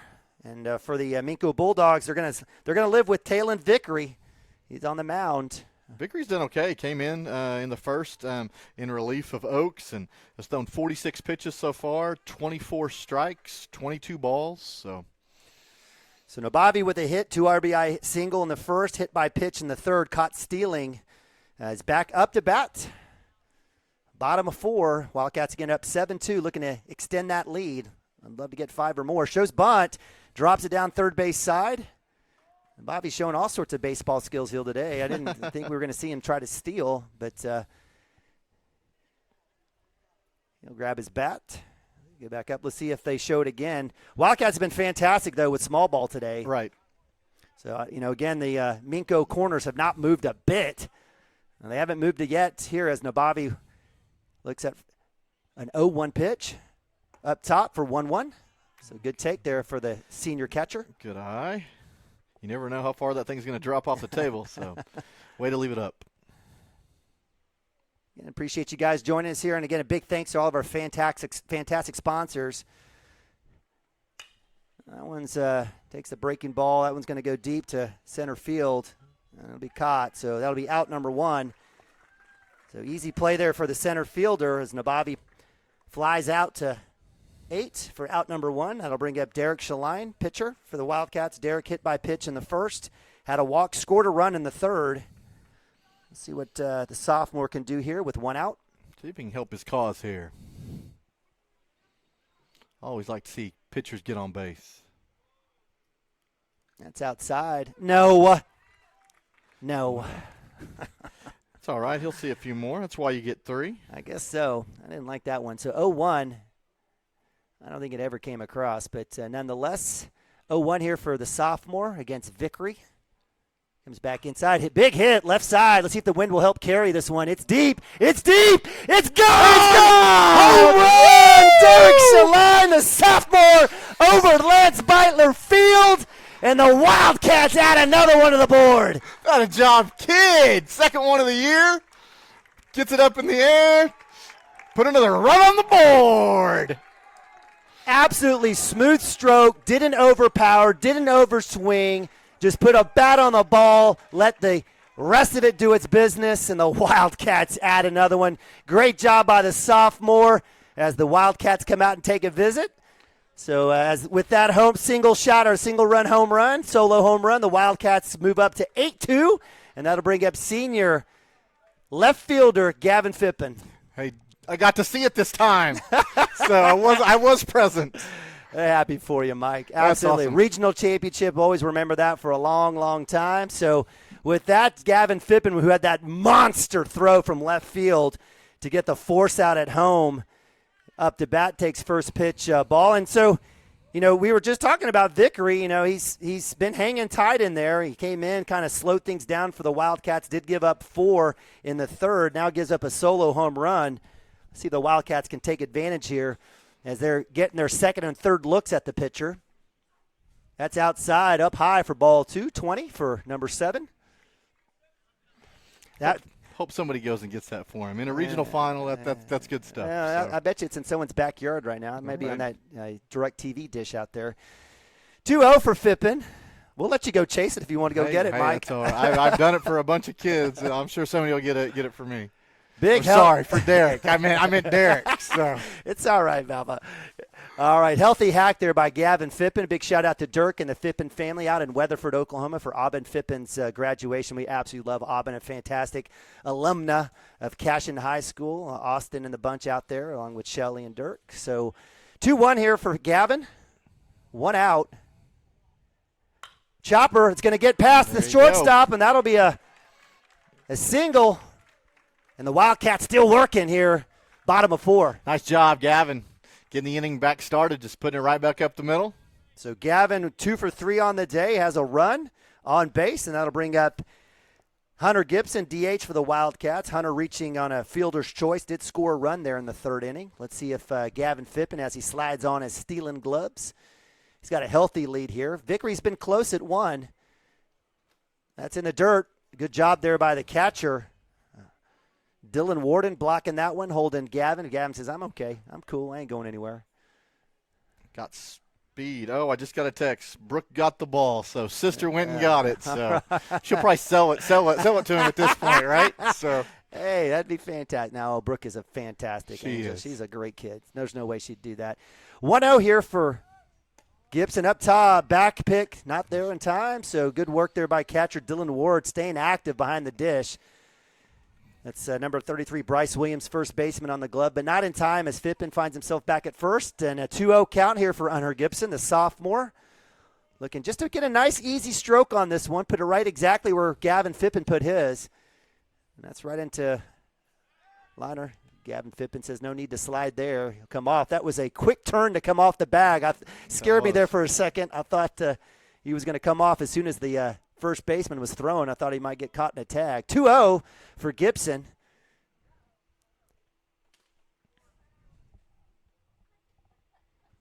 Breaking ball up top does not drop. That one stays up high, so that moves the count to 30. Dirty 30 for number 14. Wildcat staying patient here on deck is Ben Harmon. 1 out.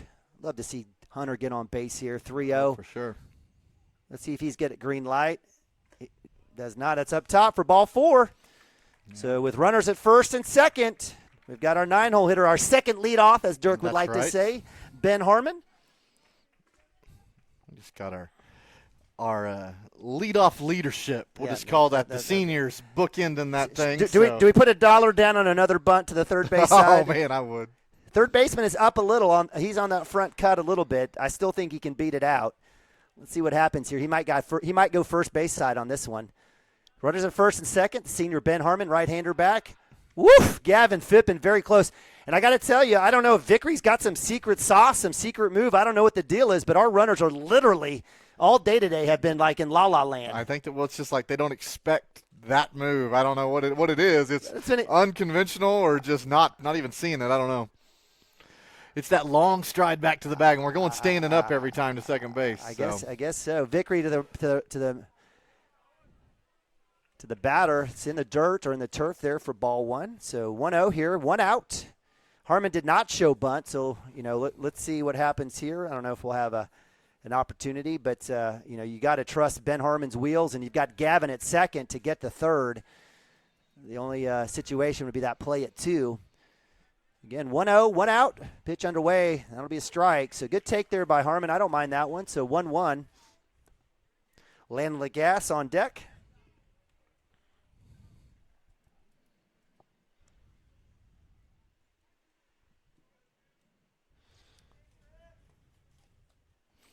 Here we go. First and second. See if we can keep this inning going.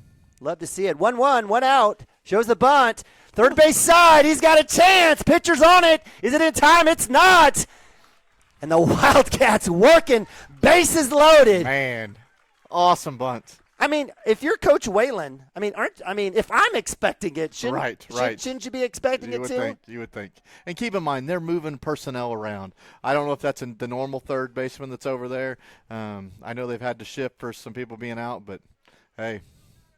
I mean, that was a great bunt, though. So no matter what, sure. I don't think third baseman gets that anyways. No. And maybe that's the deal with the runner at 2. We keep our third baseman there. We don't shift over our shortstop to cover. I don't know. For sure. But with that, bases loaded, no one better. Landon Lagasse, the senior. Landon did pop in the first, but came back with 2 hits, 1 in the second, 1 in the third. Stares at first pitch in the dirt and the turf for ball 1. Landon scoring also 2 runs as well. So this is we were asking for that 5 spot in the bottom of 4. Wildcats have a chance to do that here. I'd love a grand slam. Oh, it would be awesome. That's low and away. Don't you dare call it, and he doesn't. So count moves 2-0. I think if you umpire, maybe you're thinking 10 runs here as well. But let's see what happens. I'm just talking out loud. There's no way an umpire would ever do that. Not in a regional final. No, never. I'm just talking out loud. So 2-0 for Landon Lagasse, the senior. Vickery on the mound for the Bulldogs. That's we'll get the strike there. I thought that was low. So that'll move the count to 2-1. Again, we've got Harmon at 1. We've got Hunter Gibson at 2. And Gavin Phippen at 3.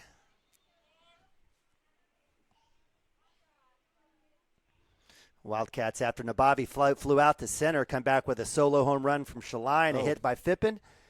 Breaking ball outside for ball 3. We had a walk by Gibson and a another amazing bunt for Ben Harmon, by the way, who's 2 for 3 on the day. So that'll move the count to 3-1. Green light here for Lagasse. Let's see what he gets.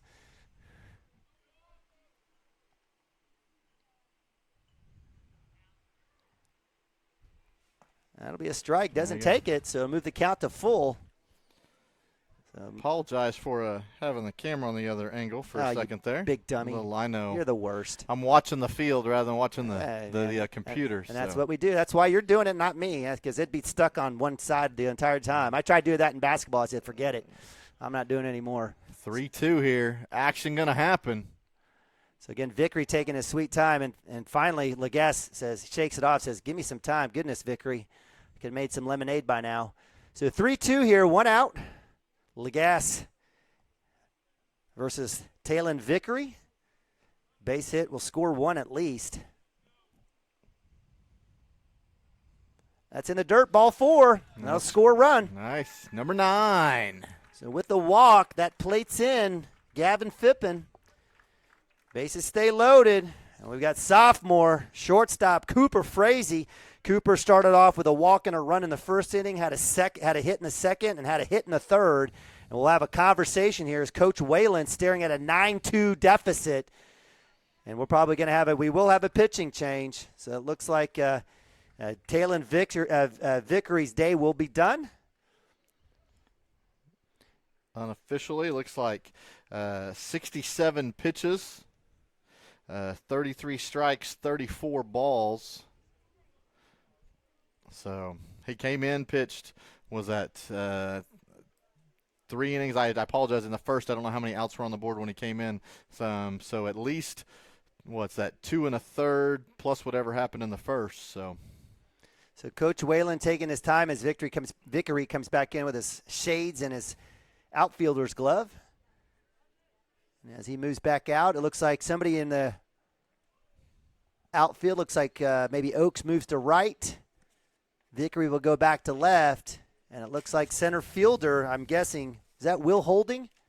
That can't be right. He can't pitch. No, it'll be a righty. I'm sorry, that'll be maybe the former left fielder who came. No, that was Oaks. I don't know what's happening here. We will figure it out. How about this? While they figure it out, we will go to a commercial. I appreciate all our great sponsors, and let's hear from them, and we'll be right back.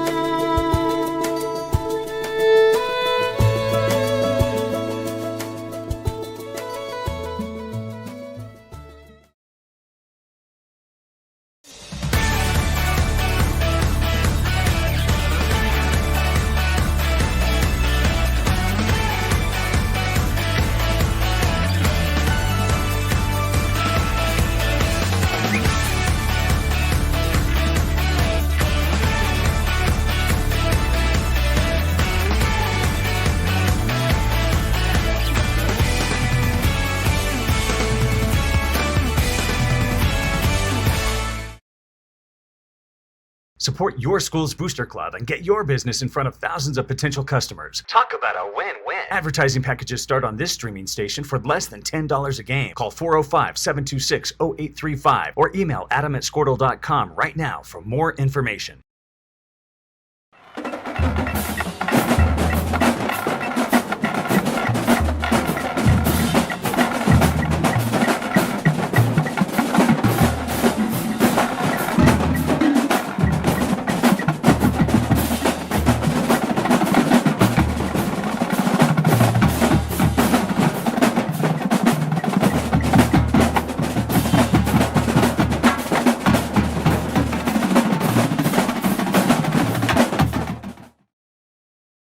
For 31 years and counting, Community State Bank has taken great pride in being your hometown bank. With branches located in Cashion, Dover, and Hennessy, CSB strives to reflect the small-town hospitality these communities are known for. Our friendly staff is here to serve you and provide one of the best banking experiences around, equipping our customers with the latest in banking technology combined with a personal, down-home relationship. Come into one of our local branches or visit us at www.mycsb.com. Community State Bank, small-town banking, the way it should be. Member FDIC.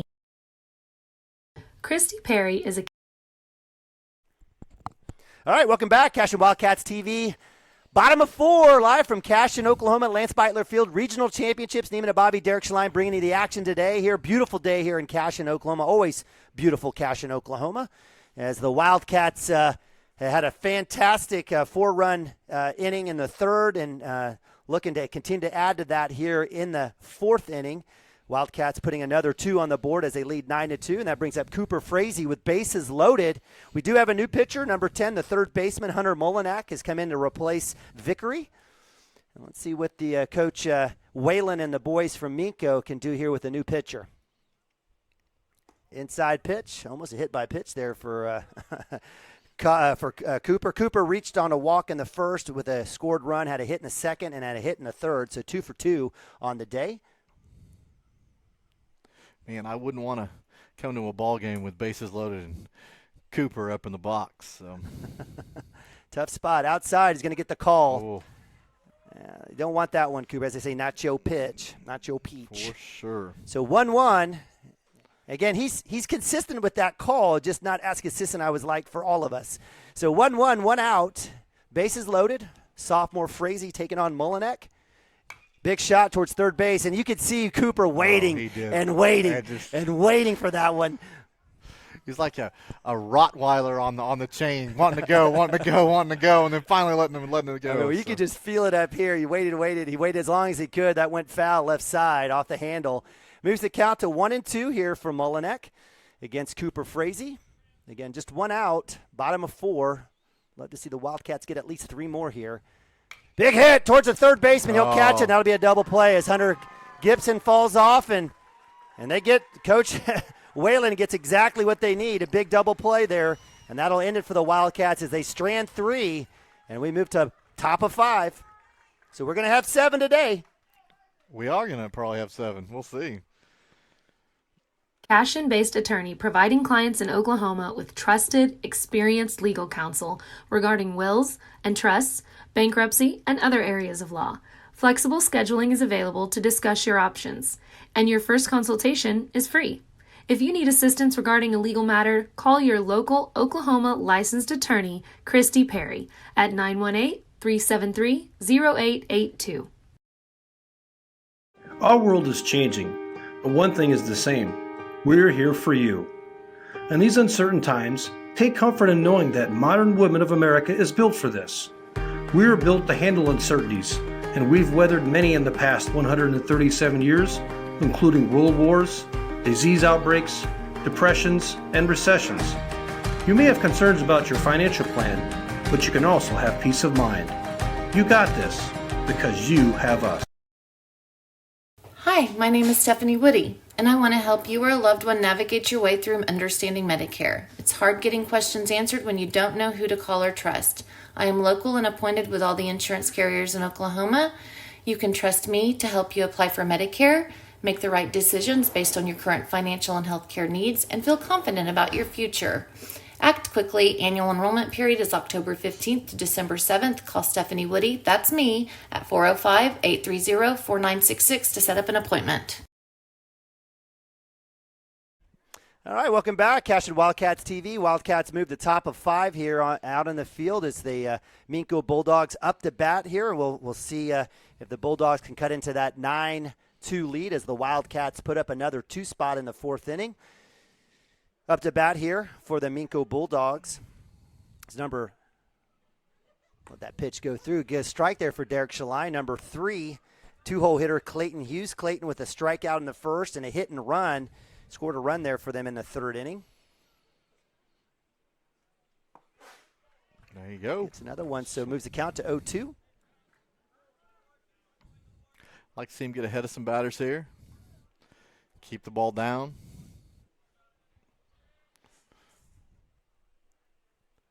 Outside, almost gets it. I love the idea. 1-2 here for Derek Shaline and the Wildcats. Again, two-hole hitter Clayton Hughes, shortstop for the Bulldogs up to bat. It will be 2-3-4 here at the top of 5. Drops it in, had a chance. And now I know what you're saying. We can still get that extra business here after 5, right? Right. So you can still, it's up by 10 after any time after 5. So get those 3 innings here if we can hold them here. So my apologies on missing on that one. Thank you for not embarrassing me. Swung and miss. There you go. Strikeout. Out on 1 here in the 5th inning. Nice work there by Shaline, and that is his 1, 2, 3, 4, 5th strikeout of the day. And I'll bring up lefty, number 2, Will Holding, center fielder for the Bulldogs. He's had a busy day out there in center field. And had a big punch that was missed out there in right field in the 1st inning. Had a pop to, looks like, first base in the 3rd. So he's going to wear out that right side, that first base line as a lefty. First pitch ball, 1-0. Back in, he'll chop it towards first. First base coach there for the Bulldogs with the grab. That'll move the count to 1-1. Sorry, Joey. Joey went to our other camera and took a little wave, and I should have cut over for it. Was he smiling? He went to the camera and waved. Oh, so. my goodness. Joey Wilson, what a character. That kid. Absolutely love him. 1-1, 1 out. Swung and missed. Great job there with the breaking ball, getting Holding to take a hack at it. Moves the count to 1-2. Healthy lead here for the sophomore. See if he goes a little outside, low and away. See if he gets him chasing. Tries to.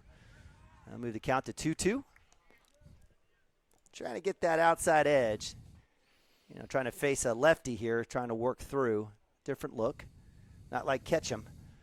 Seemed like every batter was a lefty. 2-2. Oh, he tried. Now Bobby tried to work it back in with the glove. It was an excellent job. Full count here for Holding. Nice job working back. He was down 1-2. See if he can't get him to swing here. Does. Fouls it off. So good work. Derek working back inside on that one, drawing a foul off of Holding's handle on his bat. It looked like he took one off the foot or knee, and that's no fun. Looks like Holding also has a little brace there on his left knee as well. 3-2, full count, 1 out. Fastball up top. That'll be ball 4. Man. Just missed it. So with the walk, that brings 4-hole hitter number 28, Jackson Riggs, the DH. Jackson with a K in the 1st, fielder's choice in the 3rd.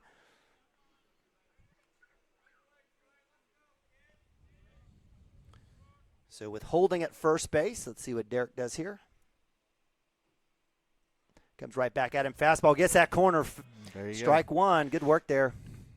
I'd love to know the stats on getting ahead in the count early. Just what the percentage of out is. Bring a calculator next time. Right. We can work it. We got our scratch pads over here. So 0-1, 1 out. Runner at 1 for the Bulldogs. Come right back out. Tries to hit that outside corner again. Low and away has been the story here for Derek Shaline, getting Riggs to chase, and that one will go foul. That'll move the count 0-2. I don't know if Derek tries to come back inside on him or tries to live on that outside 1/8 of an inch of the corner. As again, Riggs covering up the entire box and plate. Gets him to swing. That's straight up. Nabavi will work back under, coming back over the wind, and just misses it at the wall as he slams his shins in there. Man, how far that ball traveled, and he had to stay with it the whole time, fighting the net, everything. Man. Just misses it. And, I think that's going to be a good lesson. I don't know if Nick will have another chance, but he probably should just try to work back to the net first and then come back to get it with this wind. But, that's easy for me to say here up in the press box. So give credit to Riggs. Figures out how to stay alive here. Again, count stays 0-2. Let's see where Derek takes this pitch here with runner at 1. Comes right back, drops it in, and strike 3. Beautiful breaking ball for Derek Shaline, getting Riggs on the healthy hack, and that's his 2nd strikeout of the day, and that is out number 2. And that'll bring up number 10, which is now the pitcher, 5-hole hitter, Hunter Molinek. So after getting a K on the first batter, comes back with a walk, another K. Outside pitch gets swinging. Cooper Frazee with a round. The glove, throw to one, and time with a stretch. Out number 3, and they go down. That's what you want. You need an easy inning, need a 0 spot. So let's go get it with the bats here and go to state. So 6-3, out number 3. And as we move to bottom of 5, Wildcats up 9-2. Be right back right after this. Kyle and Gina Van Druff have the answers to all your real estate and insurance needs. These guys will have you covered in a one-stop shopping experience. They are local agents, local supporters, and active in the Cashion community. They are also proud parents of past and present Cashion students. Kyle and Gina help their clients make the right choice. Don't wait till it's too late. Call 405-607-4300. Go Wildcats and number 88. Let's have a great year. Walk it up. Get you some. At Maples Nixon Diesel Horse, we've helped a lot of people, and our goal was to treat each and every person like a friend. And as a friend, we've got your back, always. We understand what you're going through. Being lawyers is what we do, but it's not all that we are. We care. We'll stand beside you throughout the entire legal process, not just as lawyers, but as your friends. We are Maples Nixon Diesel Horse, and we are here to help.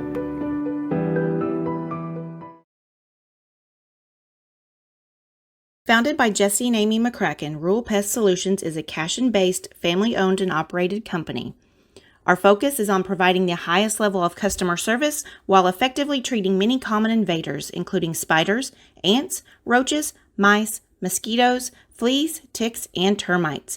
Flexible scheduling and superior customer service are our top priority. Call us today to schedule your appointment. 405-283-6565. It's like stall. All right, welcome back to Lance Beitler Field in Cashion, Oklahoma. It's regional time here, regional championship time, as the Wildcats taking on the Bulldogs for a chance to go to state. Wildcats find themselves up 9-2 here, bottom of 5, and no one better than junior Preston Cotter, third baseman, up to bat. Again, a third pitcher here for the Minco Bulldogs. It is Hunter Molinak on the mound. First pitch inside for strike 1. So Molinak coming in and getting Cooper Frazee to line out into a double play. Cotter on the day had a hit by pitch, did score a run in the first inning, had a fielder's choice in the second for out number 2, and then walked in the third, was stranded. Stares at an 0-1 pitch here, or 0-1 count versus Molinak. Takes a swing, 0-2 now on the low pitch. Molinak coming in when they made the pitching change. You only had to pitch 4 pitches in that inning to get 2 outs. So the double play always helps in that situation. So busy day for the Wildcats today. We've got a band, or show choir, and a band, I guess in essence, festival, as well as a state 2A track where our boys and girls are out there competing. That's outside for ball 1, so 1-2. Again, unofficial, I think girls finished 4th in the 4x100. Izzy Reeves 2nd in the shot put. Lauren Lamb 5th in the long jump. Sierra McCracken 8th in the 800. Addison McCracken, we're still looking back to see what's happening in the 200, et cetera. Abby Hobgood, freshman, got 3rd in the 200. Nice. Addison McCracken 9th in the 1600. 1-2 pitch outside for ball 2. I believe the girls did get second place in the 4x100, or the 4x200 and the 4x400. So we'll see how that goes as they try to win state as a team on the girls' side. Did not see anything with Gage Beddick or with Bodie Beitler. Beitler in the 110, 300 hurdles, and Gage in the 1600, 3200. Big hit chopper. That one's actually going to bleed. Are we going to get one? We do not. That one comes off the handle as Cotter. These balls are literally floating, and they somehow get caught. So Cotter will, in essence, pop up to 7 to left field for out number 1. That'll bring up senior Joey Wilson. Heartland Music Festival, Jude Parashino, outstanding soloist. Adeline Downing, outstanding soloist. French horn, outstanding section. Abe Ross, Nathan Reese, and Garrett McKeever. So congrats to them. Fastball down low for ball 1 for Wilson. Overall sweepstakes. So good job there for the, the Cashion band. So nice work, or the Pride of Cashion, I should say. There you go. 1-0 here for Wilson. Wildcats trying to find their way to state. Here up 9-2, bottom of 5. Up top, no. God bless. I wouldn't have swung at that either. Inside up high. That wasn't either. That wasn't anybody's. And it dropped a little, but not for a strike. But again, good pitch there by Molinek. He gets the call. So 1-1 here against Wilson. Again, 1 out here, bottom of 5. Slider, that's definitely outside or something outside. That moves the count to 2-1. Falling off the left side of the mound there. Do you have any music background there, Nima? A guitar a little bit. Did you? Yeah. My mother-in-law, my wonderful mother-in-law, love her to death, Barbara Hammonds. Yes. Yeah, she big hit, third base. Great job, Joey Wilson. He's going to turn as they send him. He's going. The cutoff is there. Definitely won't be there anything at the throw. And Joey Wilson, first baseman, sitting at 2. Stand-up double. Love seeing that from Joey. And that'll bring up Nick Nababi. Center, I was saying Barbara Hammond. She bought me a guitar and lessons for Christmas one year. It was a very thoughtful gift. I took lessons from the guitar store or guitar center. I can't remember. And it was fun. And now I try to pick some up off YouTube, etc. There you go. So my wife plays the piano. Fantastic. Nick played the trumpet for a little bit. He's actually pretty good, but he and Gavin, I think, decided to give up their band career for baseball and basketball and football. Is that right? Yeah. So, again, love the music program here. Nababi with a bunt. Gets the strike. Reached for that one. Had a chance. But can't thank Sammy Jackson revitalizing the music program here. Choir, band. I don't know the names of the directors. I apologize. I'm still just way out of it. But just a phenomenal group. I know we have again, just a fantastic community around our band and everything that happens with the Pride of Cashion and our choir. Choir had a performance today in Guthrie. 1-0 count for Nababi, still showing bunt, pulls back. No throw, third as Joey Wilson gets the stolen base. And as a batter, if you're wondering at home, Nababi doesn't have to do anything. As long as he stands still, he owns the box. For sure. It is a judgment call. If he works back to get in the way of the catcher, it can't be judged interference or obstruction. Count moves to 1-1 for Nababi. Let's see if he still shows the bunt. Looks like he's going to take a healthy hack here. It's a long windup. Outside pitch, swung on, hit it off the end. He was almost early and just kind of got that off the end and felled it back. So. Yeah, and that's the deal. Casting his hands. Keep those hands inside and wait for it. So count moves to 1-2. He doesn't have a choice now. Have to choke up, shorten it up, see what happens here. Base hit will bring in Wilson for sure. Let's see if the senior catcher can drive in another run for the Wildcats. That's outside and low for ball 2. 2-2.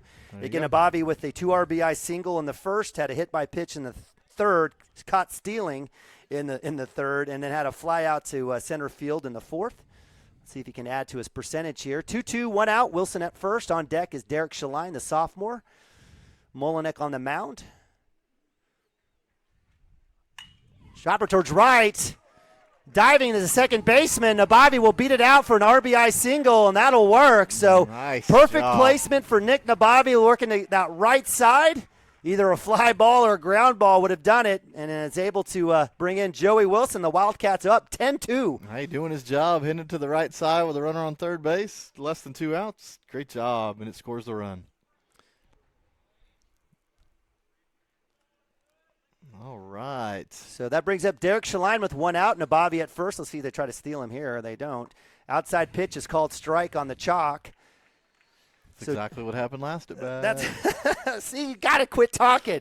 So Derek was hit by pitch in the first, had a walk and scored a run in the third, and had a solo home run jack over the B and Lance Beitler field on the wall, off deep in somebody's backyard. So love seeing that. Nababi at first. Shaline stares at it, takes a hack towards the right side, gets past the second baseman. Nababi will round 2. He's going to head to 3. The throw will not be in time with the slide, and Derek Shaline works the 2. Wildcats still dealing. Bottom of 5. Nice. Hitting to that right side. He pleased out that time. We were just talking about, hey, trying to get him to hit it to the right side. He hit the home run over on left. I thought I'd never see him hit it to that right side again, and sure enough, base hit. So Wildcats working with 3 straight hits after that leadoff pop to 7 by Cotter. We'll have a little pinch running as Creed Kastner, the sophomore, comes in for sophomore Derek Shaline, pitcher. And Gavin Phippen up to bat. Gavin had a pop to second in the first, but has come back in the third and fourth with 2 hits, 2 for 3 on the day with 2 runs. And love to see Adam add a couple RBIs here to that stat total. I don't know if we'll see a bunt here, but with one out, inside pitch with the ball, Gavin Phippen was about to wear that one. Courtesy runner at second base, Creed Kastner coming back in. Hey, I'm just going to state the obvious here. 2-run score here, and ball game. And you're a regional champs going to state, so Gavin Phippen's coming in here, senior, see if he can get it done right here. Molinek taking his time here, getting the count, and I don't know if it hasn't necessarily worked to Coach Whalen's strategy to slow this game down, but this is the third pitcher who's continued to take lots of time. And again, this is again part of the deal where baseball talking about a pitcher's count or timer, but nonetheless 1-0 here for Molinek against Gavin Phippen, the senior left fielder. Had a great play earlier in the game. Outside, that's up top for ball 2. Just a fantastic throw from left field into Nabavi. Oh, man. Play of the game. Yeah, I agree. Bryce Williams, da-na-na, fantastic throw. And it had a little bit of time, too. It was amazing. It's just a great throw, great spot for the lead runner out there for out one. Kind of got the Wildcat defense going there in that inning. 2-0 for Phippen. Goodness. Outside for ball 3, no run. Nabavi stays at home, not going to risk it there, as good work there by Dylan Warden, who kind of rounds around and gets that. Catchers don't get enough credit, I'm telling you, man. It's hard living there, getting hit, blocking, doing all that stuff, wearing all the gear. It just takes a tear on your body, for sure. It does. 3-0 counts. Why my oldest Alex Nabavi said, screw it, I'm going to 2. He's the smart one. So 3-0, runners at second and third for the senior Gavin Phippen. Fastball inside for ball 4. And as Gavin Phippen trots to first base, we've got bases loaded for sophomore Hunter Gibson. Well, here you go. This is what you want, right? Exactly. So Hunter on the day had a pop to right, had a fielder's choice, did score a run in the third as he reached, had a walk in the fourth. So with bases loaded, 1 out, the sophomore takes first pitch strike.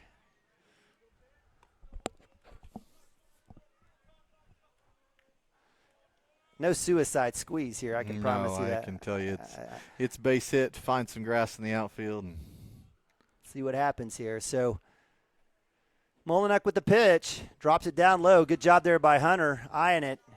And again, anything right side will be great. And give Nabavi a chance to either something off of a tag in the outfield, from the outfield, or a hard run as the Minco Bulldogs defense is all the way in, trying to get that force at home. Fastball shot to short. He's going to glove it. Force at 3 is missed. That'll be a score. Nabavi comes in. Creed Kastner hangs up on the error, and the Wildcats up 11-2 with 1 out. Man, I think Nabavi's speed coming to the plate really threw him off. He looked up and said, I don't think I can get the ball there in time to get him, so he goes to third, and I think it caught the third baseman off. He just didn't expect it to come over there. So I don't care if it's a fielder's choice or an error, E6. I don't care. Wildcats 1 run away from being regional champs here, the bottom of 5, and no one better than Ben Harmon, senior Ben Harmon, who's had a fantastic tournament with 1 out, facing off against Molinek. And that'll be ball 1. Again, Harmon in the second inning with a hit, fielder's choice in the third, and another hit in the fourth. Has been fantastic bunting. Any chance we do this here? Oh, man, it would be awesome. First base side, baby? I don't see how they would cover it. So Creed Cashion is going to beat anybody coming down here. Pitch is underway. That's in the dirt for ball 2, 2-0. Again, the Bulldogs all the way in. Every infielder touching a little bit of that green turf. Wildcat runners, healthy lead, 1 out, 1 run. If Kastner comes in, Wildcats are regional champs.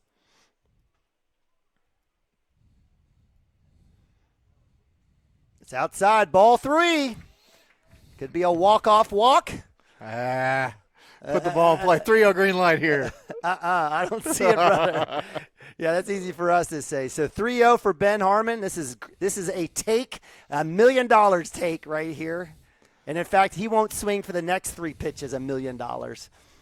So Harmon stares at it up top, outside. You call this strike. What you've been saying all year? 3-0's automatic, right? So he'll get it right there. That one was way high and way outside. So 3-1. This is another take, $100. But Ben Harmon, bases loaded. Let's see what happens here as Molinek gets the sign. Pitch. It's in the darts, and that's it. That's it. Your Cashion Wildcats are regional champs. Heading to state as Creed Kastner touches the plate. He does, and there it is. Wildcats victorious. Regional champs heading to state for the second straight year in a row. Woo! Great job. Dog pile over there on the other side of first base. So I hope you guys can see that on the video. So good stuff. Good stuff, good stuff. So credit to the Minco Bulldogs, gallant effort as they have fought back through the losers bracket to work back, but the Cashion Wildcat bats and the pitching of Derek Shaline was too much. Again, as the Wildcats are victorious 12-2 in run rule fashion.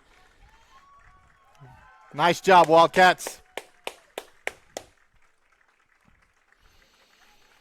So give credit to our umpires for coming out here. Good game. And again, to Coach Mounts, and I hate talking about the 2020 year, but that team was as salty as any that Coach Mounts has had, and that could have been easily 3 in a row for the Wildcats.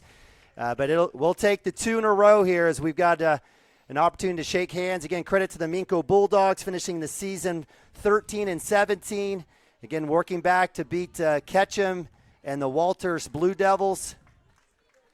But it was all Cashion today. Man, everybody contributed. They did. Offensively, everybody contributed, had good plays out in the field, nice assists. Pitching held up. Hey, in the regional, 3 different games, all complete games by pitchers. Took care of business. So Neema's going to take a break on here. They're going to do some announcements for the regional championship. So I'm going to take over the camera, and we're going to make sure we get proper angles here so you guys can see everything. All right, what a game. Hey, listen, first of all, I want to thank the Minco Bulldogs and their great fans. Great season. Hand for the Minco Bulldogs, please. Credit to Coach Whalen and the bunch. They fought back and showed valiant effort here. So with the plaque, your 2022 Class 2A regional champs, your Cashion Wildcats. This will be Coach Mounts' second straight appearance in the state tournament. Congratulations.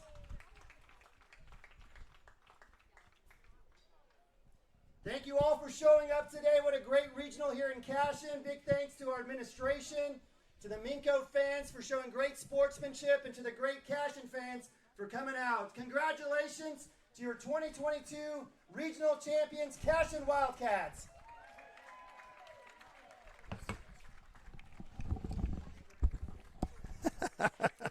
Great job. Great job. All right. Hey, listen, we do it all. That's right.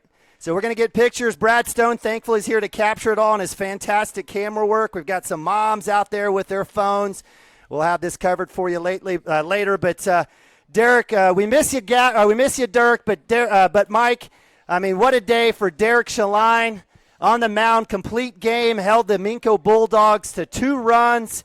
Had a solo home run. I mean, couldn't ask for a better day. Man, I'm a proud dad. He was on base all 4 times today. So proud of him, but proud of the whole team. It was a team effort. They got it done all regional long. So great job, Cashion Wildcats.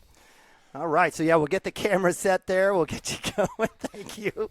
Again, a big thanks to our administration here. Just a fantastic regional, well-run. And again, this is why you pass bond issues. Right. You pass bond issues so you can host an event like this. So you can tell your kids, we believe in you.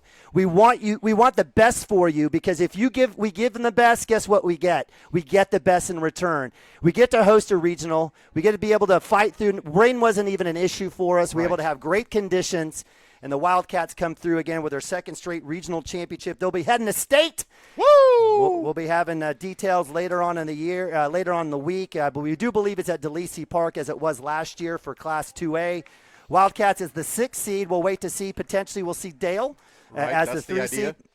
But again, appreciate you guys joining us. And we're not done. I think last year we were able to broadcast from state, and I think that will hopefully be the case here as the Cashion Wildcats will hopefully the administration will face off and write that check for us. So we'll be able to broadcast for you. But, again, congratulations to the 2022 Wildcats. Seniors getting their chance to take a picture. Those will be – I love it. You're six seniors, great leaders on this team, giving everybody a hat so they all look the same. I think they threw them up in the air. And so, yeah, we'll get those seniors with their regional championship plaque. And, hey, thank you guys so much for the bond issue. Hey, this is being able to host regionals 2 years in a row in Cashion. It results in 2 trips to the state tournament. So, hey, you guys contributed to this, so thank you so much. All right, so as we get a lot of folks on the field saying thanks and everything else, we'll close it up here so Derek and I, or Mike and I, can go down and see our kids and give some pats on the backs, get some pictures with the trophy. Again, a great day for Derek Shaline on the mound. Only gave up a few hits. For him, he had 1, 2, 3, 4, 5, 6 Ks. Gave up, looked like 1, 2, 3, 4 hits. Had a couple of walks. But it was the Cashion Bats as well that made it happen, putting up a 12 spot. And your Cashion Wildcats are regional champs heading to state. Any last words before we break it down? No, I just thought a great team effort. Love to see them gel. Go 3-0 in regional. You saved arms for the most part. So let's go do the same thing at state. Love to have everybody out at DeLisi Park. Make it be loud. Give it everything we got, but just want to say thank you so much. Yeah, absolutely. What a great run. We're not done, though. We're not. Wildcats have the pitching and the offense to make a deep run. Wildcats winning the state title in football. Runners up in basketball. Let's see if they can flip it and get that gold ball in baseball this year. I think they can. So for Dirk Fippen out in Weatherford, we miss you, brother. For my man Mike Shaline, I'm Neiman Abavi. What a great day to be a Wildcat. And we appreciate you guys joining us here. The Cashion Wildcats are your 2A regional champs, heading to state with a 12-2 victory over the Minco Bulldogs. We'll be back. Make sure you follow us on Twitter and Facebook and Instagram. We'll keep you covered. Go Cats and God bless.